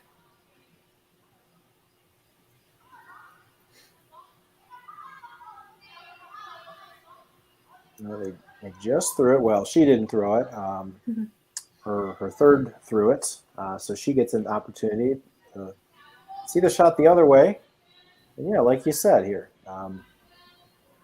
good chance here to. I mean, she makes the double, then this is suddenly completely flipped the end. And I feel like we've seen a lot of that. It's looking one way, and then one rock just suddenly flips the end. Rock needs to curl a little bit, and it does. Double. And the double is made. Very nice shot by Seongyoun Ha. They are sitting 3 with shot stone under cover, but there is an out. Yeah, I feel like you can still get at it if you're Team Hunkin. You can still get at it if you're them. It's more difficult now. But I feel like you still got a good chance of getting in there and sitting yours on top of that yellow. It was a very nice shot played by Team Ha, though. I'm definitely very jealous. Jealous is one way of thinking about it.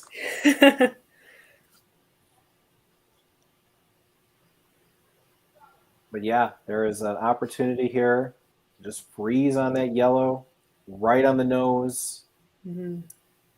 Maybe even a little off nose.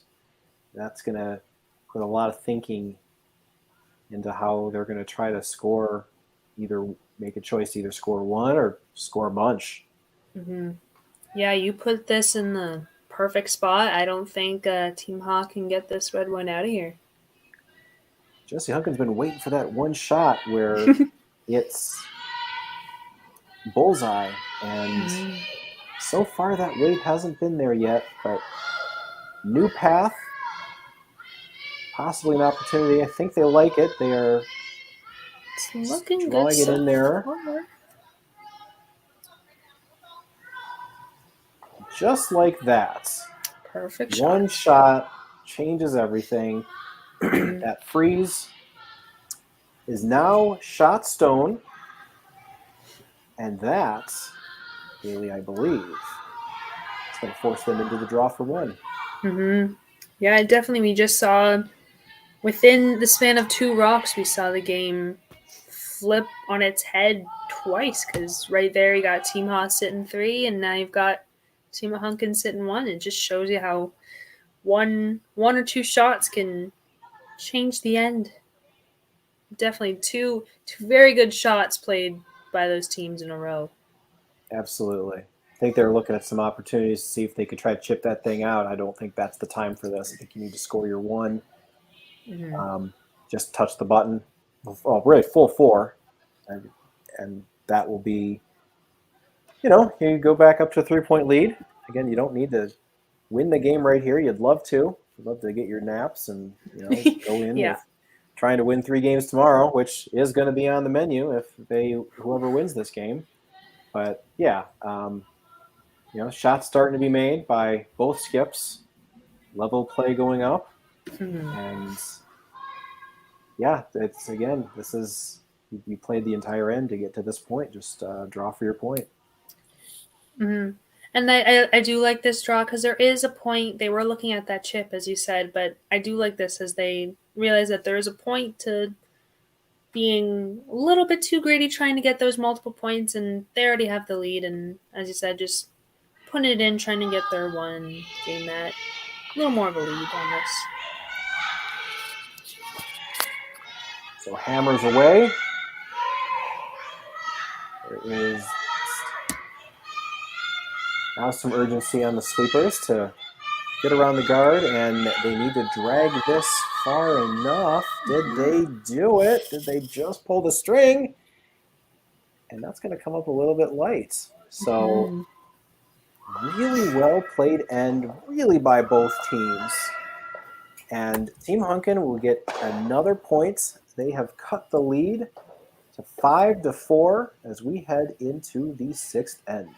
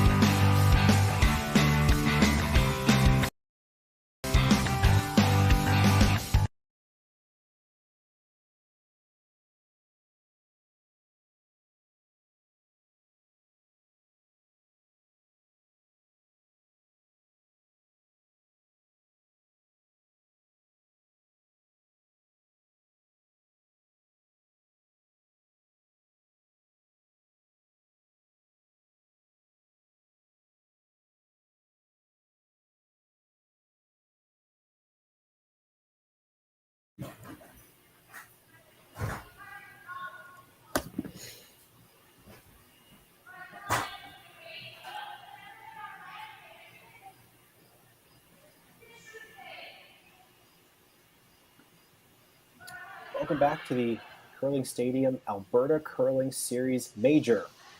Saturday night, Seaside final here between Team Hunkin and Team Ha of Korea.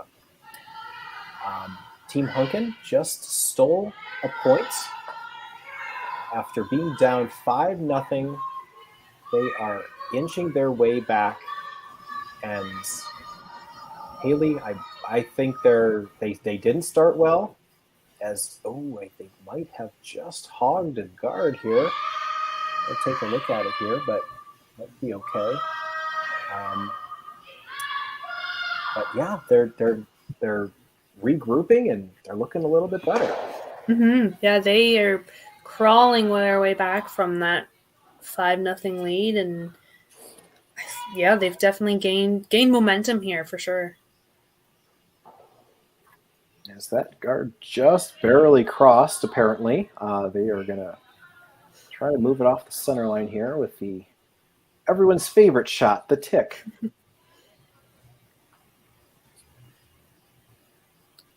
Everyone has a very strong opinion on the tick.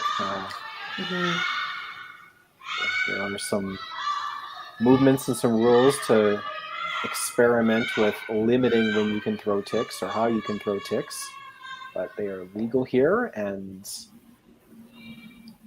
looks like that one was made pretty well. It's off the center line now, and leaving a pretty nice corner guard as well. Yeah, that actually ended up in a really nice spot for Team Oz using their corner. They got hammer. They like the corners right now. Yeah, nice, more wide and open there. Looking over on the other sheet, which is an end ahead of us, in the 7th end, Team Skurlick steals a point. So Team Brown, having the hammer for the last 4 ends, now takes it after 3 blanks and a steal. They're down 2-1, but they got the hammer.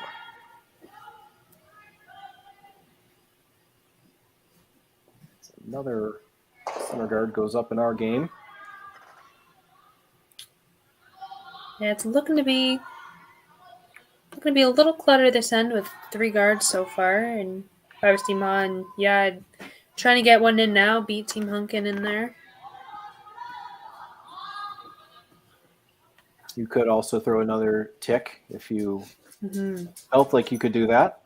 They are opting to just sort of go for it here, and not the wrong call, but yeah, I feel like either shot you get to either go in or you get your second corner guard, which double corner guards always help with getting those hammer points. But yeah, beating Team Hunkin around it's a pretty good shot here, I think. And when we talk about analytics and you look at the numbers and you know what your tendencies are, and I think one of the big sort of movements in the last few years has been hammer in the even ends.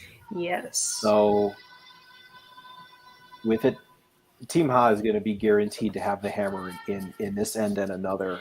So even if you score 1, you got to remember that's a win. So if you can find your 1, if you're forced to 1, don't worry about it. That's good, and then that's going to force Team Hunkin to have to steal or have to score more than 2. So I don't mind just trying to go underneath. Looks like they landed in the 8 foot, but this is Team Hunkin doesn't mind this either, I'm sure. No, yeah, I think they like coming around. Just you can almost use that. It's a little deep, but you can always use that yellow as another guard to kind of help hide yours.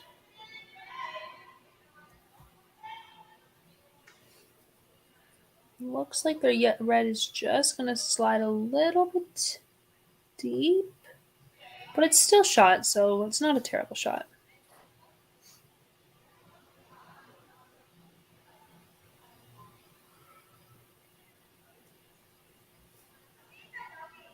Seongyoun Ha eyeing up the double peel here.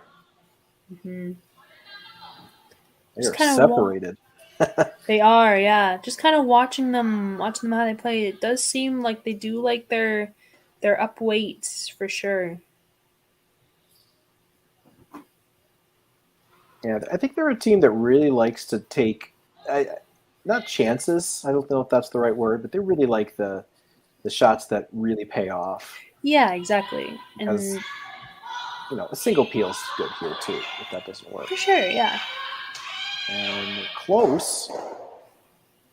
Looking pretty good. Nice. That is leaving. Oh, and they bounce one of their own, that just rearranged everything there. Mm-hmm. So instead of the 3 guards in the middle, they double peel 2. One turns into a corner, and then now they're sitting 2-3. Yeah, that was I'd say that's a pretty nice shot for Team Ha, getting their, I believe now they're second and third, and now they have a corner guard they can use too. So that was a pretty nice outcome for them. Absolutely. So now for Team Hunkin, you got to be careful here. You don't want to give up the 2. You probably don't want them to score 1 either, but you definitely are not in control anymore. No, yeah, definitely. Your Team Hunkin, you want to score yourself this end. You don't want to give them too much of a lead heading into these crucial final ends.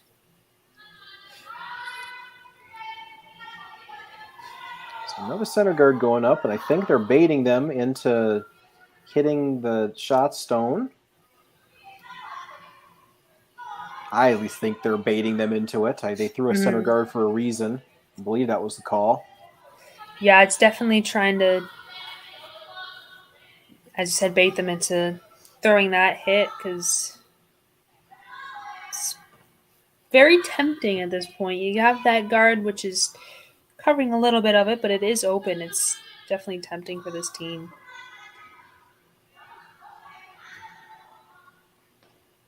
Yeah, anytime I play a sort of a younger team, I try to trick them with wisdom. It doesn't always work. They make me look bad with. I mean, they're so limber and I can't bend down a whole lot at my age and shape. But you want to try to get them to throw a shot that would make you a little bit happy. Now here they go. We're gonna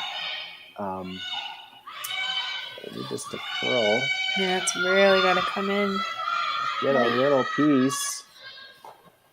That is it's just enough. Ooh, any less that might jam, but yeah, that is still good on Team Ha's part. Get that red out of there, and I think they're pretty happy right now. Absolutely. I think that's the shot they wanted to throw, and now that they did, they got a little bit of a half miss. That did not roll underneath corner, so I think Jesse's going to have Kristen here try to just go underneath and have this thing double guarded. Mm-hmm. Yeah, you can definitely try what you did before and just put it in there, and it's difficult to get out if you put it in the right spot.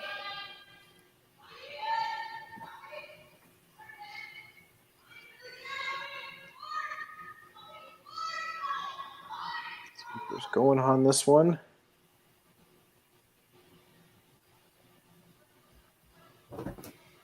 It looks like it's just come up a little light, which isn't bad. They can always come around that one, use it as a guard, but would have liked it a bit deeper.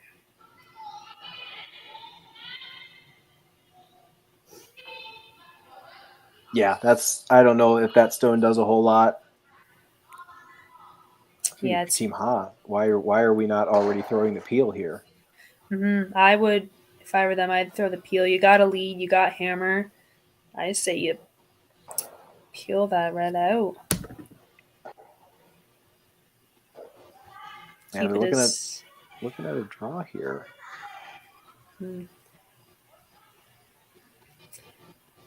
Which again, if you do that's great. You can block off the scoring path. You can make it really hard. You can force Team Hunkin into a hit. But my goodness, it's a very aggressive choice, in my opinion. I like to see the aggression sometimes. They go for the shot that really gives them a lot of reward here. I think a more experienced team probably would just try to rip a guard and be now what does Team Hunkin do with that? If the center guard's not there, where do they hide? How do they do it? But here they're just gonna try to close off any chance of them drawing into the forefoot. Yeah, and these types of shots always make the game more interesting. That's right. That's the way to put it.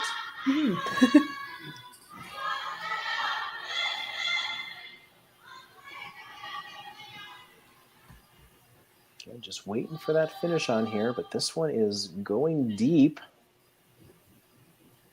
Just back button. Okay. Mm-hmm.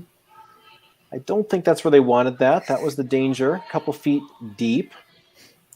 Yeah, it definitely leaves either the freeze or the slight hit and roll for Hunkin here. Would have liked that a little higher.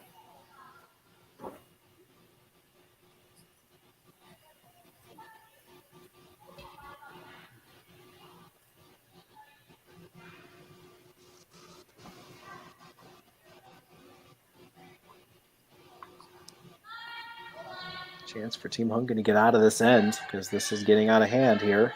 Mm-hmm. Good freeze will change things here.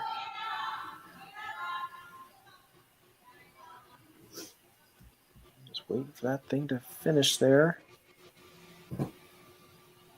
Looks like it's going to be just outside a bit. Still a pretty good shot. Great weight. Just a foot wide. Mm-hmm. It's definitely in like a plan B sort of spot. It's kind of like the inner wood. Score update just next door.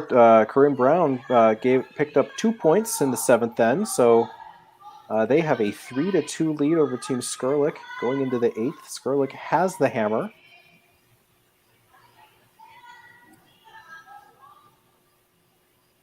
You can watch that one just alongside this game here on YouTube on Curling Stadium.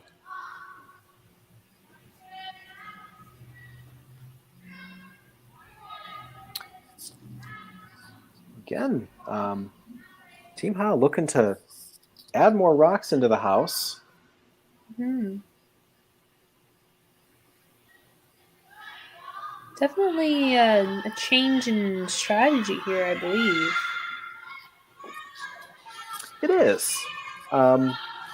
They seem content on scoring. This one looks like it's just hanging out there, though.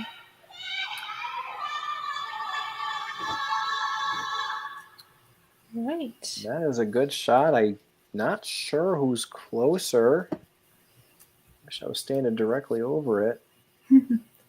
Looks like yellow is sitting first and second there. Ooh, they might be. It's definitely difficult not being right over top of it and in person. Keep enhancing until I can figure it out. But I think the more important fact is the angle is there. It's on top of it, and it's easy to punch out of there. So yeah, all the same, a really wonderful shot there, and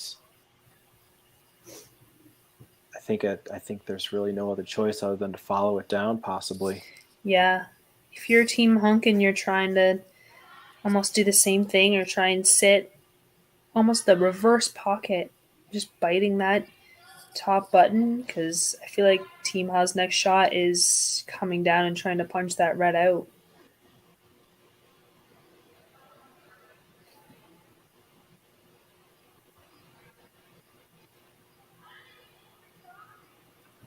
Yeah, it's almost not helping you either. You could even consider trying to unlock it a little bit. Mm-hmm. If you are going to try to use that one that was just thrown to sort of roll or wheel off into the button, a little separation probably wouldn't hurt you.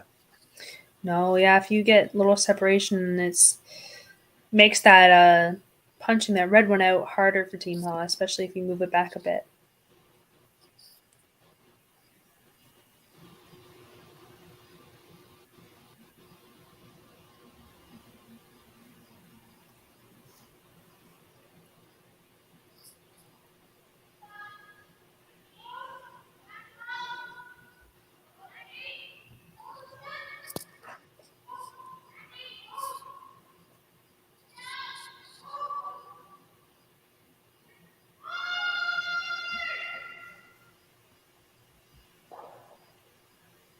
Yeah, at this point, giving up one, if your Team Hunkin, is not the end of the world. That does still give you 2 ends left. And that might be your best bet here because, yeah, the yellows are starting to pile up. You certainly don't want to give up more than one. Mm-hmm. You've come this far.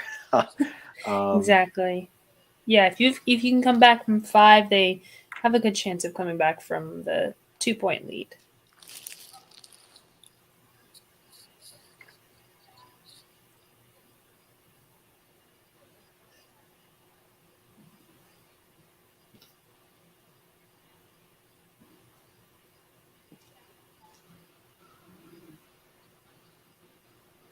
Just having a little chat with the coach to make sure they pick the best decision here. Absolutely. Even trying to pick the decision and again, just calm those nerves, make sure they are focused on making the shot and just all around, just kind of like a breather and just get ready. No, there are a lot of options there, I think, in terms of how much weight you want to throw at this. I think they sort of know the path they want to take. But there are, you want to be precise on this. You want this rock you want to leave your shooter in a very usable spot. You don't want it to, fly wide. You don't want it to come up light. This light's not awful, but it does come down to what they think is second shot there. And, Haley, I'm not convinced that's second, but again, that they might see something different there. They might, yeah. We aren't there, so we're not entirely sure. It's one of those, you gotta be right there to see if it is or not. Yeah, it's an optical illusion, really, because I think the yellow rocks tend to sort of jut out more. Yeah. So.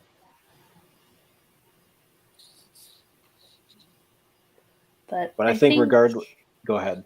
Yeah, I was gonna say, I think regardless, you'd throw the same shot even if it was second, because either way, it doesn't really change too much of where the rocks are placed. Yeah, it's unlikely that red is not going to move at some point in this end. So you might as well assume, the tie goes to the yellow.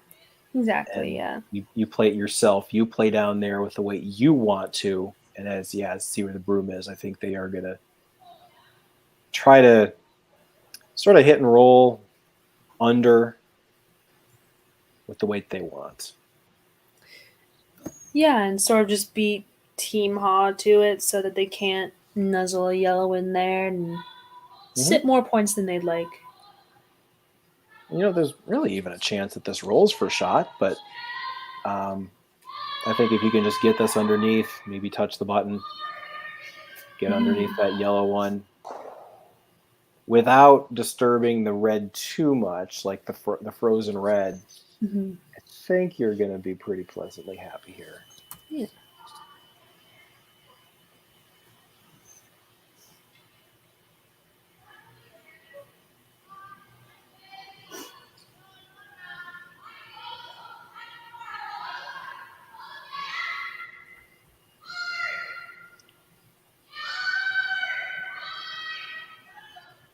This is moving on them.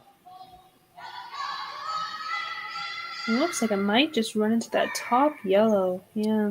I don't think that is. I think they were going for just maybe the straight draw based on the weight. And that leaves a large chunk of that Yellowstone open for Team Ha to drive this out. Yeah, it's definitely still there and seeing their pattern. I wouldn't be surprised if they went for this risky reward shot. Yeah, I think even if you throw any amount of weight, even a lot of weight, you're probably sitting 3 at the end of the shot. So yeah, even if you just bump it back just to back 8, you're sitting a good amount of points.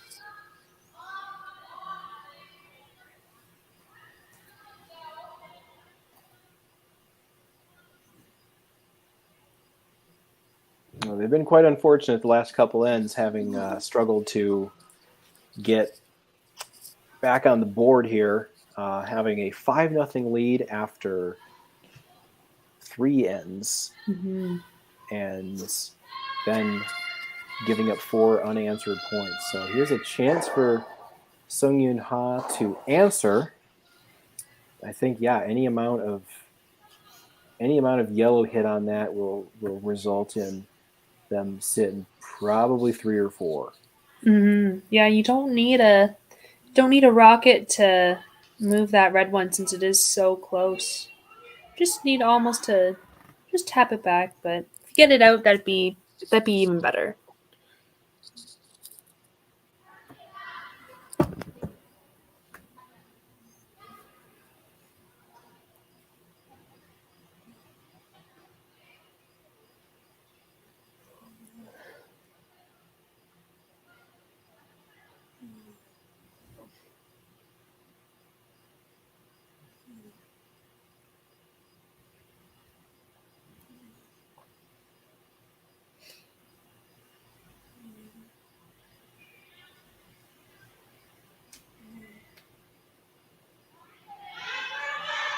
First skip stand is away. Sweeper's on it almost immediately. We get past the red, and she does. Man, it looks like they sit 4. They are sitting 4. That was a really interesting sort of redirect that happened there. I think that sort of dragged, hit Shot Stone. Shot Stone is now completely undercover. Is there a chance here, Haley, for the thrown rock, which rolled all the way into the open? Could you use that one at all? I think you can use it. I don't think you're going to get shot, but I think you can limit how much Team Hoff scores here, which I think is what they're planning to do. I'm not sure if the angle's there to get shot, though. I think you're right. I think you'd have to throw a lot to do that. You'd probably have to hit it on the side, which would probably work, honestly, if I'm looking at it. If you can move that thing sideways 2 feet, then you're buried under cover. But really, I think, back to your point, you want to limit the scoring. You can't draw on the other side. I guess you could draw on the other side, but this is probably the safer way to get a force. Yeah, I think the only way you get shot is if you throw a bullet and just almost punch that other yellow one out, which might be what they're doing.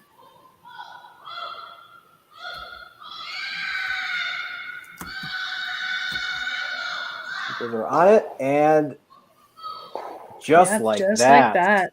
Yep. Jessie Hunkin, what a shot. Sitting 1, totally buried. I don't think it's accessible. No, I don't think it's. Don't think you're getting that red out of there. 7th game of the weekend, and you still got shots left. Yeah, they won an 8th.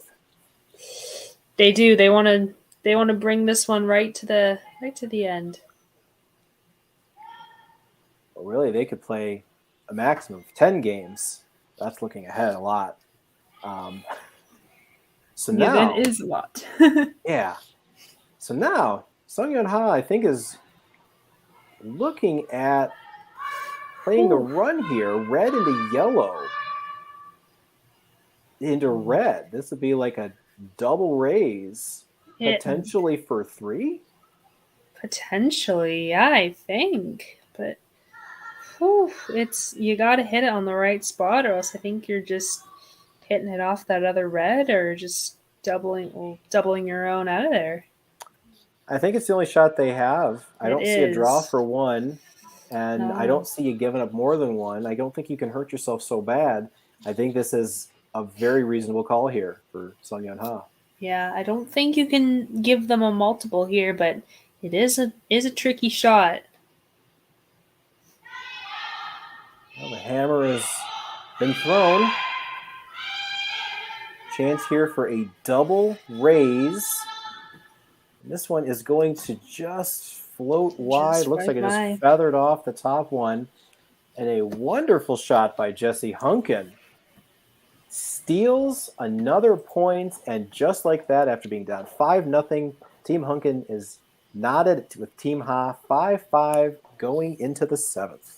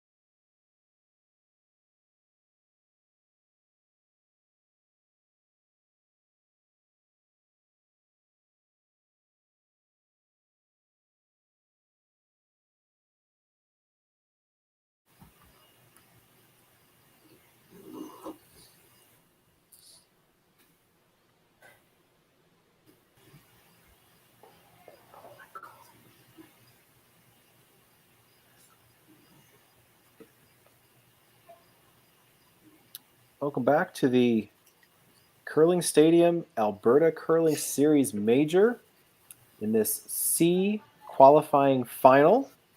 Matt Sussman here alongside Haley Britton. And Haley, no 5-0 lead is ever safe, is it? No, not in this game for sure. Team Hunkin has crawled their way back, and they're sitting tied. They're still in it. Don't count them out. Absolutely not. After falling down 5-0, now you got to foul down early if you're going to come back. And then after 3 ends, it was looking like we might have gone to bed early here, but instead we have a close game in the 7th, which is all you ever want to watch.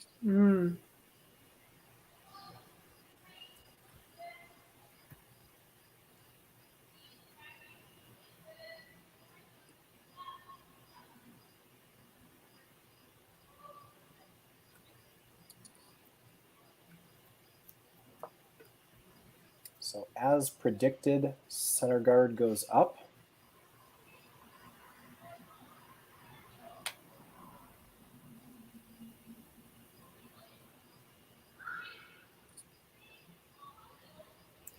Team Hung looks like they're deciding very carefully what they want to do here.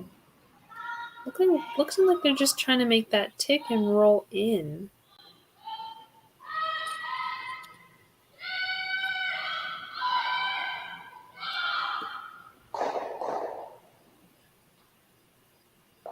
Yeah, that's a difficult one, but it's, again, worth a lot if you can open it up for yourself and score a couple.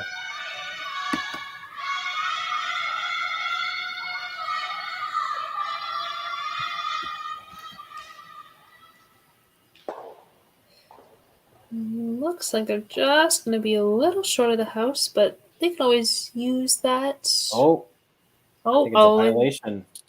Went out. We didn't even see that one. Put that back up. That's the danger of the tick. Oh, I think we have a final on the sheet next to us. Team Scarlick had to throw a double to score 2, and they did. They will advance over Team Brown 4-3, and they are the 5th team in the playoffs that start tomorrow. In this game, we'll find out who the 6th team is. So missed tick opportunity. Everything goes back to where it was. Chance here to throw a second center guard, I assume. Yeah, you're definitely going to want to capitalize on it if you're Team Hunkin. Now, I think it doesn't really matter what sport it is. Momentum is maybe not a scientific thing. Maybe it's metaphysical. Don't want to get too deep here on a Saturday night, but it always seems to exist. And you've got games where one team starts out well and then another team kind of comes barreling through. You always want to be that team playing well at the end, and you're just seeing that here.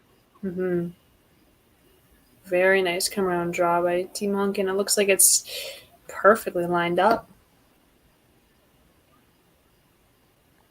That's right, going for the draw, the come around over the second guard.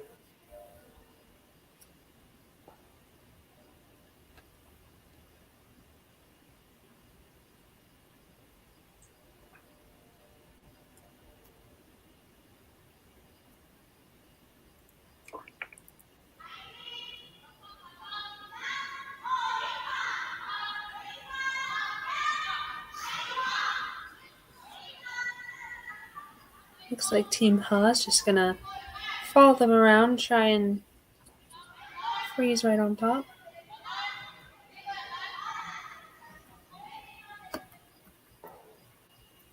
Yeah, well, that's exactly what they did. Sets up the end pretty nicely for them.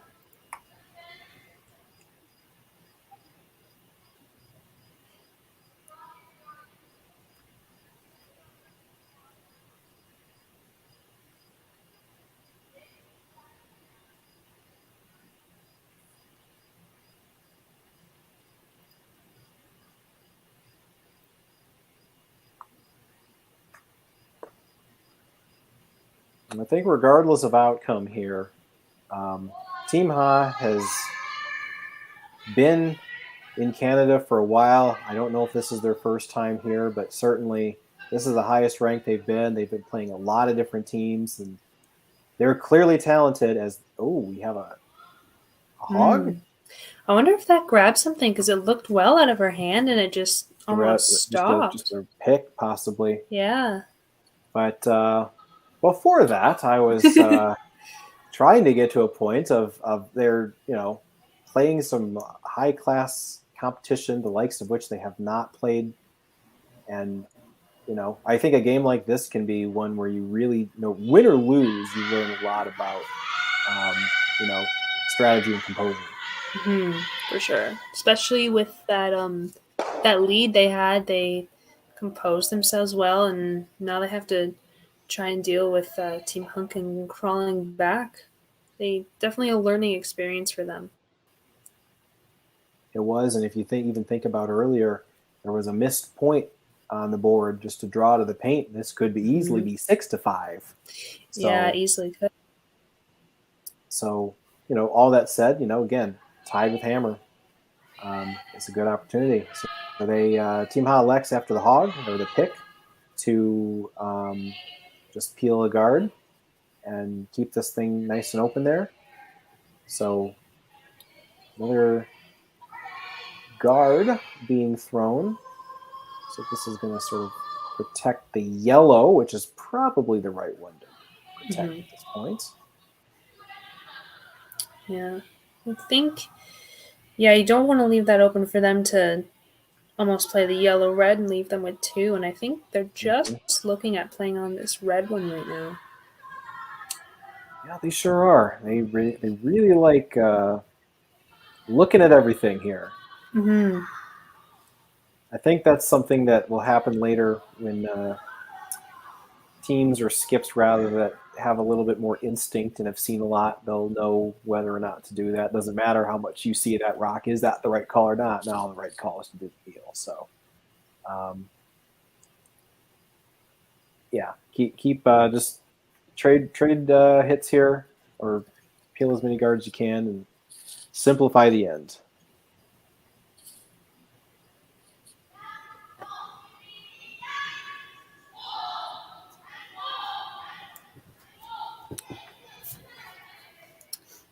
Yeah, just getting a simple peel here. Yeah, once again, they're just hitting a little bit of it. That's sensing a theme here. But another guard is certainly to be called here.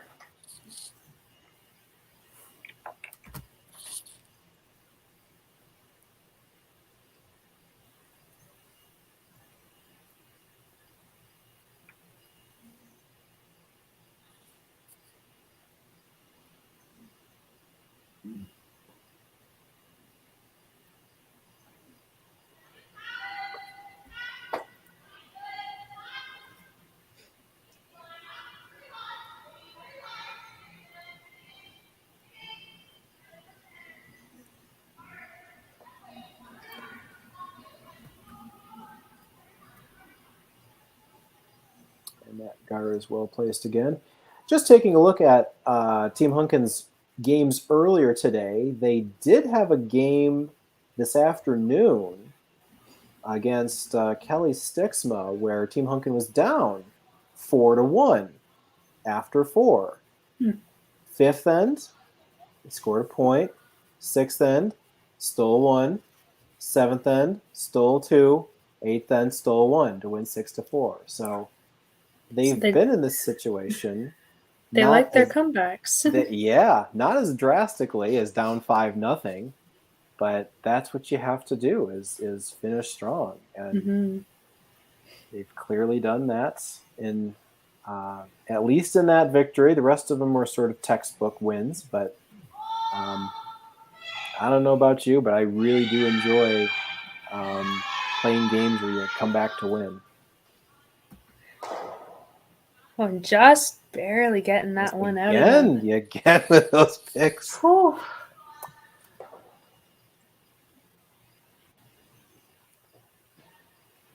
Another guard going up here.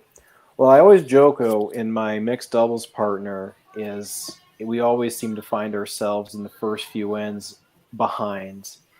And, we're not the best team in the league, but we win more than we lose. And my mixed doubles partner at now has finally come to realize that that's just how I play my game. That's what happens. So we're never worried when we're behind. It's when we have an early lead that we're worried because we don't know what to do with that. Yeah, you're like, this is new. What do we do here? 3-0. What now? What's the problem here? So, again, and at least personally for me, I think that sort of keeps you in the game more. It keeps your mind working and sharp. I think when you do have that lead, it is hard to sometimes lose focus. You just found success in some ends. You scored some big points. You've got a lot of wiggle room here, and now it's all gone.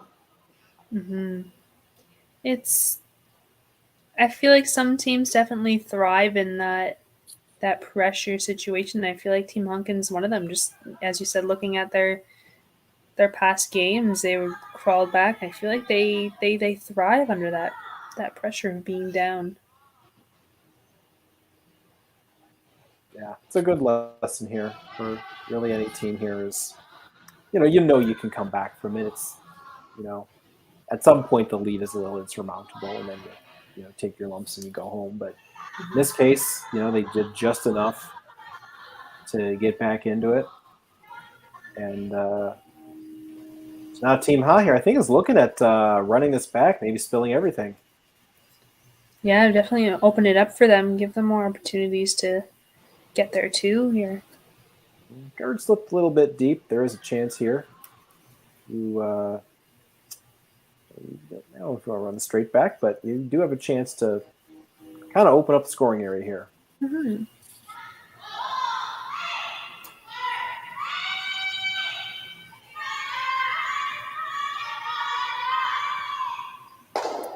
Shots off, and we get rid of 2. So the 4-foot is now open. Team Hunkin still sitting 1 rock in the top of the 8-foot.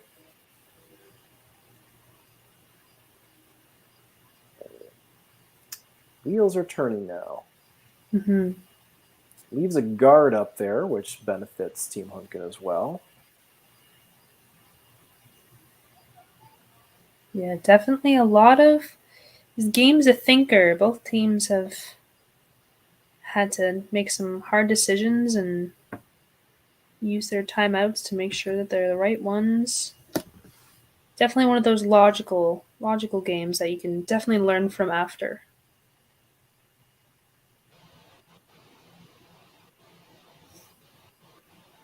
Yeah, this game can be very mentally tiring out of nowhere, as well as physically tiring, as I seem to like to mention every end. This is their 7th game of the weekend.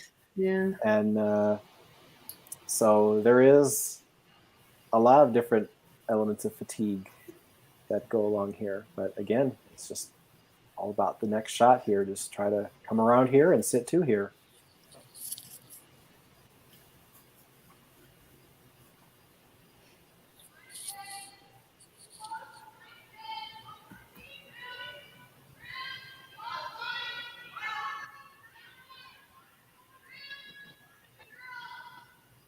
Sweepers aren't working too hard on this one. Seems to have enough on its own.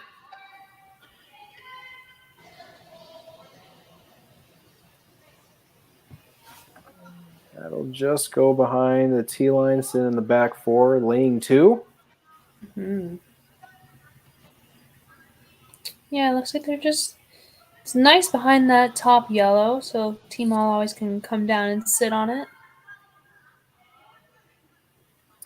Yeah, and I think that is really their only choice there. I don't know if they want to come straight down to it. They'd still be behind the T line. All of a sudden, scoring 1 probably isn't enough here. Mm-hmm. Yeah. We just saw in the other game, with the 5 rock rule, 8th end, you make all your shots, you can score 2. So I'm not sure how you get the skips deuce out of this, but you probably want to draw around and probably leave it high in the top of the T line and not use it as backing. Mm-hmm.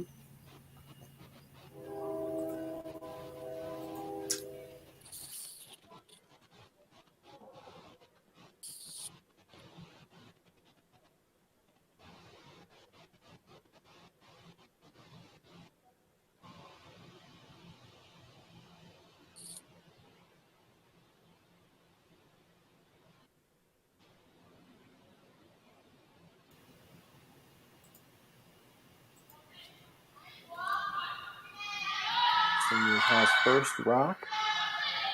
Sweepers are not really doing much, trying to get it over there.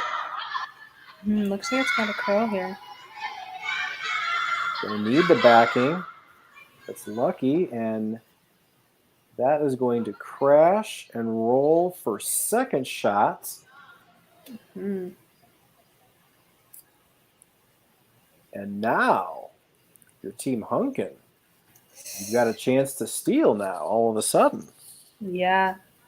And I think if you're either team here, you want to if you're taking points, I think you want to get multiple because, as you said, that in that last end, you can get many points, and especially in this game with Hunkin crawling back and scoring as high as they are, you want to score multiple points here. So I think Hunkin's just trying to figure out a best way to do that. Yeah, that's a really good point because, like I said, if you score 1, the other team has hammer in the 8th, and that's what you want. Down 1 with hammer, that is a very advantageous spot for a lot of teams. Mm-hmm. Now, if it will be very interesting to see what Team Ha does if they have an opportunity to just give Team Hunkin 1 point. But if they can bury this one, then they could be looking at scoring 2, just like you said. There's your 2.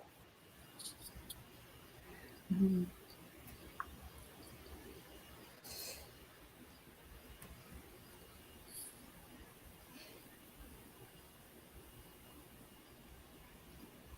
Again, after being down 5-0, really early on, a 3-ender, steal, tie game, possibly with a really good chance here if Jessie can get one underneath to take the lead into the 8th. Mm-hmm. Yeah, she has a very good chance of being up 2 without.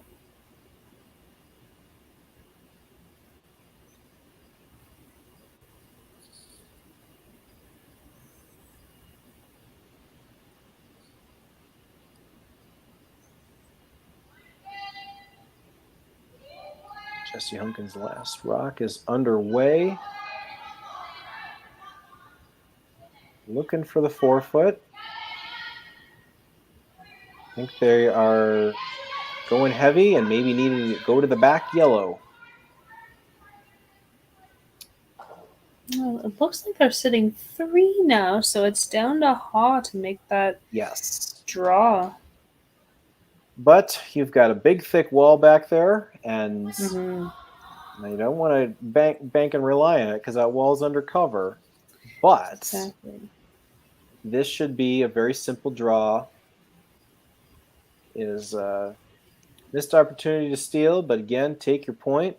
I don't think there's really any way to just give the other team 1. Just take your point and take the lead and figure it out in the 8th, I suppose. Yeah, because now they make this, they'll be up one without, and be interested to see how because this entire time they've been up, so it'll be interesting to see how their strategy changes when they're down now.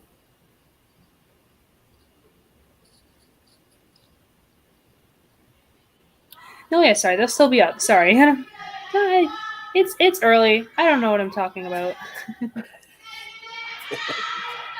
Saturday night. You're never wrong on Saturday nights.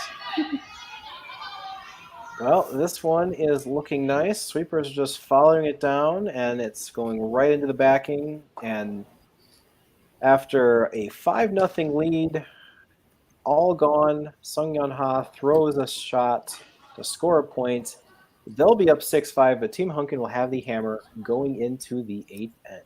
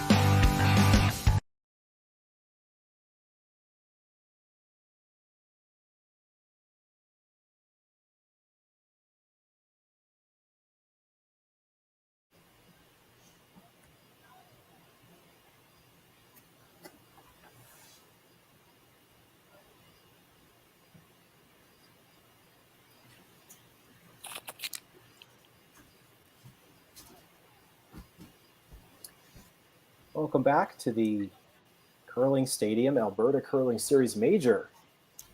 We are in the 8th end of the last game of the night. Team Seongyoun Ha is up 6-5 after drawing for a point. Team Hunkin has hammer and is looking to score multiples. The winner of this game moves on to play in the playoffs. So, Haley, what are we looking at here? What's the strategy going into the 8th end for both teams? Honestly, well, if you're Ha, you want it nice and clean. Well, actually, no, they don't. It's difficult to say because they're up one without. I think you want to try and get your one in and make it very difficult for Hunkin to get any points here. So I'd say you might want to clutter it up, and Hunkin wants to keep it clean so they can get there too. Yeah, I mean, you'd be fine if if it was clean and they just throw their 1 point, and then you play the extra. Steal mode is also, I think, to your point, a really good option here. Because, like you said, 2 is very possible. If you make all your shots, if you make every single shot you're supposed to do, you're supposed to score 2 points. Mm-hmm, so picture perfect world. That's yeah.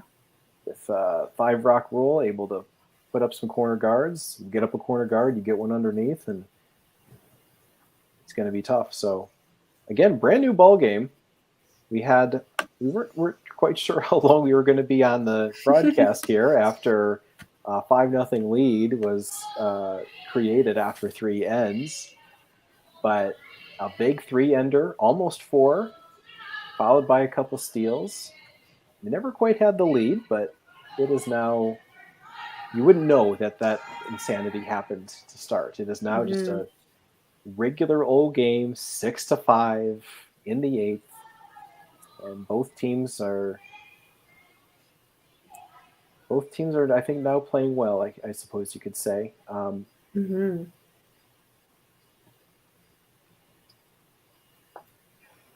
So center guard up, corner guard up. Expect a lot of rocks in play.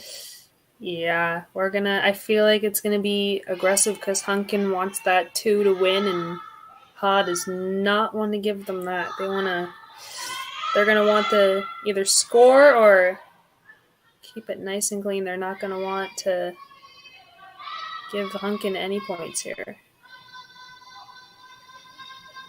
Yeah, they have not really been the team that's had to throw guards or even draws. No. And as you can see, that comes up a little bit light. Now we've got 2 center guards kind of junked up there. Opportunity here to go under the corner.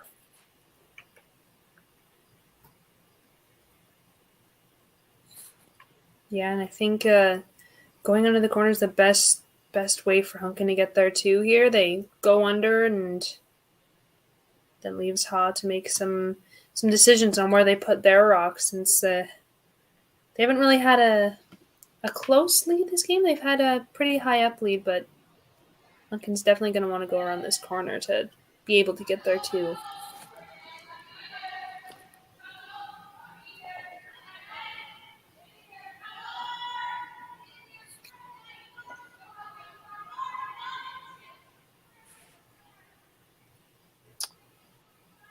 Yep. Oh, this one is looking a little light. So the come around opportunity just leaves another corner guard. Now that port's blocked off.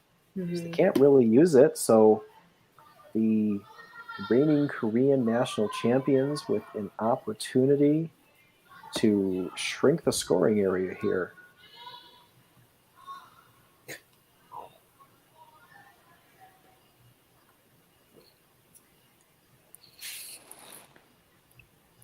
Yeah, if you're Team Ha, you're definitely coming around those ones and trying to nuzzle one in there that, as you said, limit the scoring area for make it more difficult on Team Hunkin.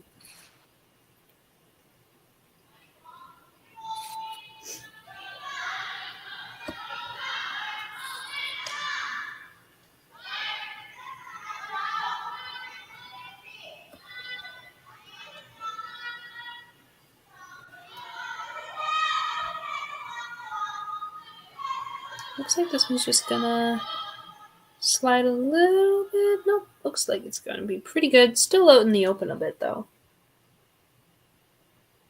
Yeah, it is. That's really good weight. We have top button, a little bit exposed, like you said, but it does force Team Hunkin to do something with it. Don't look like they're going to go to chase it quite yet. They're going to elect to peel. Get those centers out of there. I don't think they're helping them too much at this point. No, I think there's a chance for them to maybe double peel and leave a corner. Mm-hmm.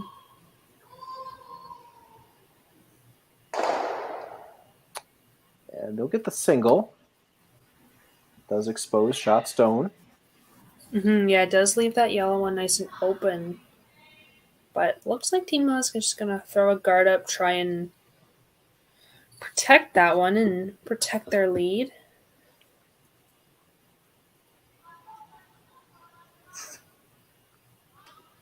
Yeah, they can afford to just throw the guard up here because the missed come around. Now you don't have that second red in there yet. You can play just for the force and the steal. So yeah, good guard here will certainly change things.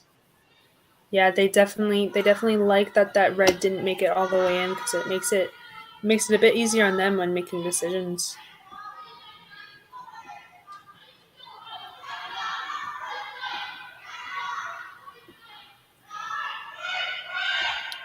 Waiting for this one to snap.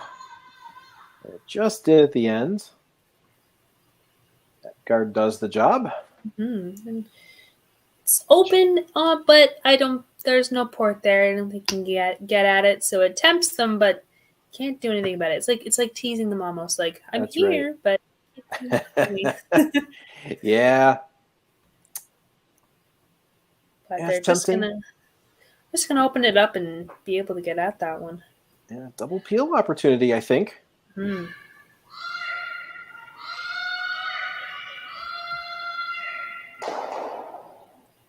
where does that yellow go? Just underneath, just ticks that red, and goes underneath. That's actually a really good shot. Mm-hmm.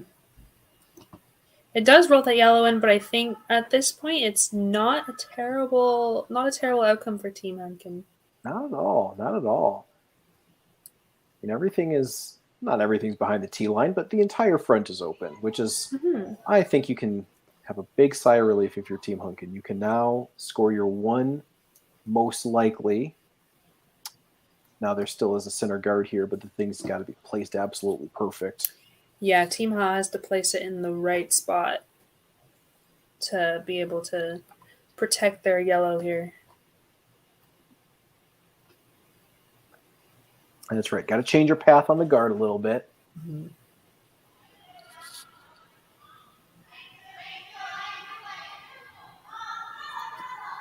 They've been dead on with their guard weight, so that's not the issue here. Just got to get that line. Yeah, the weight is looking pretty good from here. You just got to get it in the right spot. They're pushing it over, and they did a really nice job. That thing is 98% covered. Yeah, that is a nice outcome from Team Ha there, because it's, again, they know it's there. It's like, yeah, if you're Team Hunkin, you just come around with she just showed like a backline weight and try and move it either out of there or open so you can play with it a bit. Yeah, exactly. And that's what they're calling here. Backline. Yeah, you don't have to remove it. You can just create a sort of some backing in the back. Roll your shooter, maybe out in the open, but in front of everything. Mm-hmm. Nothing else. You want to hit something. Get something out of the way. Yeah, you want to move something. You don't like that yellow hiding there. You just want to move it so you can put yours there. Well, it's past the guard. It's on shot stone, and shooter's going to roll out. So that really nice draw to the top button has been forced out behind the tee line. Center guard still up. Mm-hmm. Another chance. Team Hall just has to recreate what they put there and force Team Hunkin to make that same beautiful shot again. Exactly. I don't think you even need it that deep either. You can be higher. You can be top 4, top 8. Again, remember your goal. Don't want them to score 2. Exactly. Yeah, you've got wiggle room for sure here of where you're gonna place it on that line. It's just got to be behind that guard.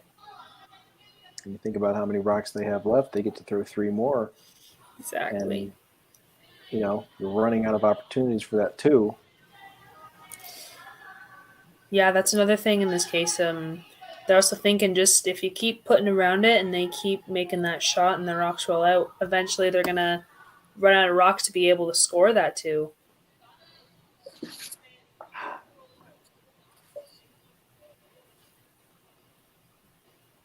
Definitely a thinker this end. Mm-hmm. Well, I think these are the types of ends that when you finish games, a tie game is, like you said, we've talked about before with the ticks. They can sometimes be a little repetitive where it's really, draw, hit, draw, hit, draw, hit, draw to the 8 for the win. Mm-hmm. This situation is, I think, the most exciting finish in curling when you do have hammer down 1, because there's a lot of different things that can happen and a lot of different types of shots have to be made to score your 2 and win the game. Yeah, and I feel like for the winning team in these kinds of ends, it's almost more rewarding because you feel like you worked for it. With it just being like a draw hit, you feel like, yeah, you won, but I feel like these thinkers where you had to actually put in the effort and the work, it feels definitely more rewarding when you win it. That's right. And so now you think about the shot, and then you make the shot, and Team Ha comes up light. Mm-hmm. So here's your opportunity here. Here's Kristen Streuffel's second shot. Draw around everything. If they can beat them to the spots. They'll be sitting 1 with a chance to sit 2 later. But this has to curl. It looks like it's just hanging out there again. Oh my goodness! It is. The weight was right on. It was. That is just open. Yeah, entirely. It is wide open, and Ha's looking at this like, yep, let's hit that. You hit it, but again, you want to be careful with how much weight you throw, because exactly, yeah. You just kind of throw dynamite at it, and they have another chance here. They can roll, they can hit, they can nose. Nose is actually really good. Nose would be great right now. Even if you do roll a little bit behind your guards, then it definitely makes it harder on Team Hunkin to make their next shot. I like the nose hit now, and I think the reason is, you can try to roll, and you might be able to roll like a couple inches, but if you try to be too cute with it, A, you could miss it. B, you could roll too far and go behind the tee line. And that's another yellow rock for Jessie to try to freeze to. Exactly, I think the nose hit's exactly what you want to do here. Yeah, I think you go for the nose. Roll is okay, but nose is definitely the target for this.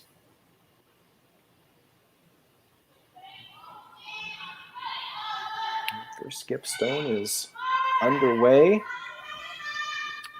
Both sweepers trying to push this one. This one's got a curl to get some of it. It looks like it's just at the end there. Yep. Oh, good job by the sweepers. Push that one over. That landed pretty much on the nose.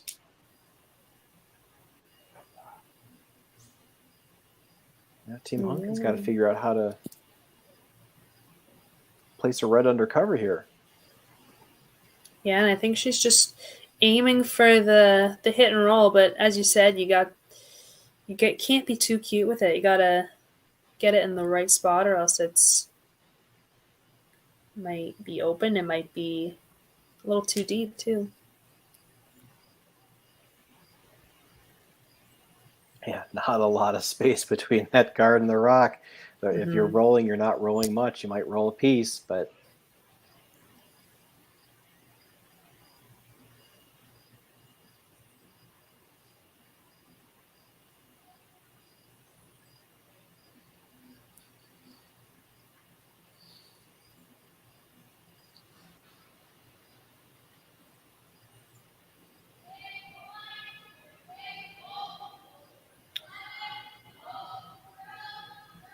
sweepers are. This one looks like it's staying out, but seeing as Haas snapped in, this one might as well.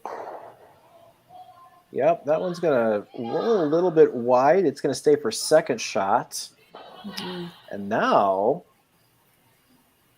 I think you have to really be careful what you do here. That shot could potentially score. It could, yeah. You got to be... You're high. You got to be careful with what you choose and where you put it here, because you could leave Hunkin open to score here. Well, that's the thing. This is, again, you want to think about this here. You can try to hit that one out and make them draw for one. But if you do go for that hit, I guess you can't really hurt yourself too much. You hit that stone anywhere, it's even if it jams, it's still second shot, and then you're still sitting two. See, right now, just looking at it, Ha looks like they do have first shot. So Are you just conceding that, you hit this one out and then make her draw for one and go to the extra? I think that's what they're doing, but do you ever? It's interesting to think about it. Do you ever just, because your shot right now?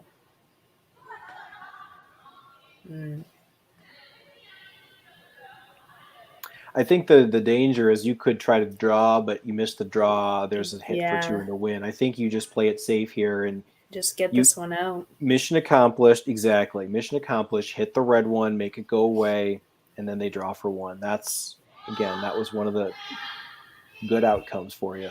So here we go.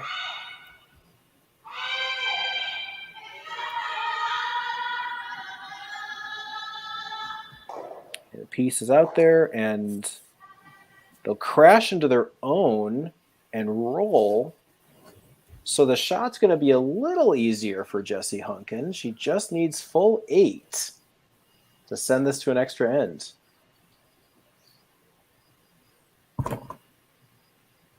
Well, Haley, I hope your scrimmage wasn't early tomorrow morning.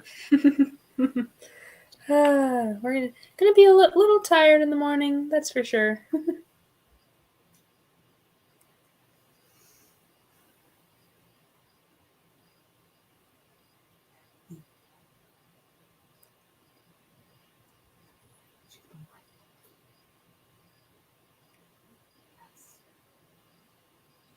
So again, just Jessie Hunkin just needing full 8 to score the 1, send this to an extra end, and try to complete the comeback.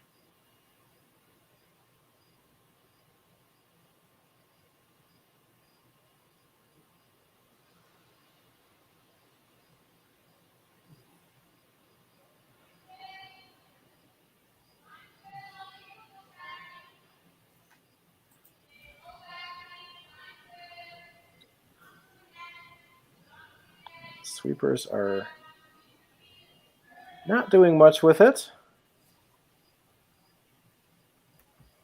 This is to stop. This has to hit the brakes. And that slides too far. Deep. With that, Team Ha is going to steal 2 points and on a wild night. After coming down from 5-0 to tie it, Jessie Hunkin falls to the Korean national champion team Seongyoun Ha. They will win 8-5, and they will advance to the playoffs.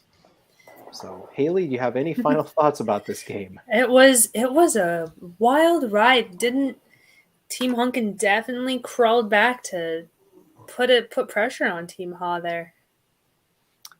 Yeah, they did. That was a wonderful game. Tale of two halves, really. Oh, yeah. So it's definitely fun to watch. It absolutely was. It was a delight, I'm sure, for those that watched, and maybe less so for those that played in it. I agree.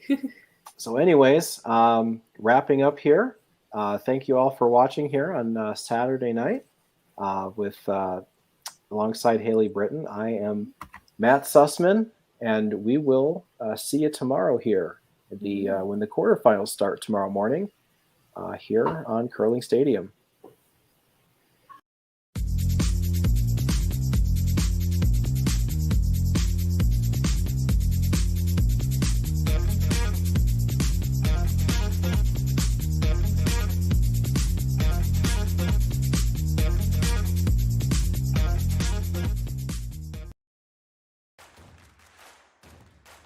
Imagine being able to stream every curling game from every sheet from any event, be it your Wednesday league game, Bonspiel, or corporate event. Curling Stadium offers an all-inclusive streaming solution featuring high-quality cameras, ease of use, great reliability, and minimal installation. Offering your sponsors customizable ad space on your streamed curling games and being able to sell video packages to your corporate events for increased revenue. With Curling Stadium, you can stream to any device, be it your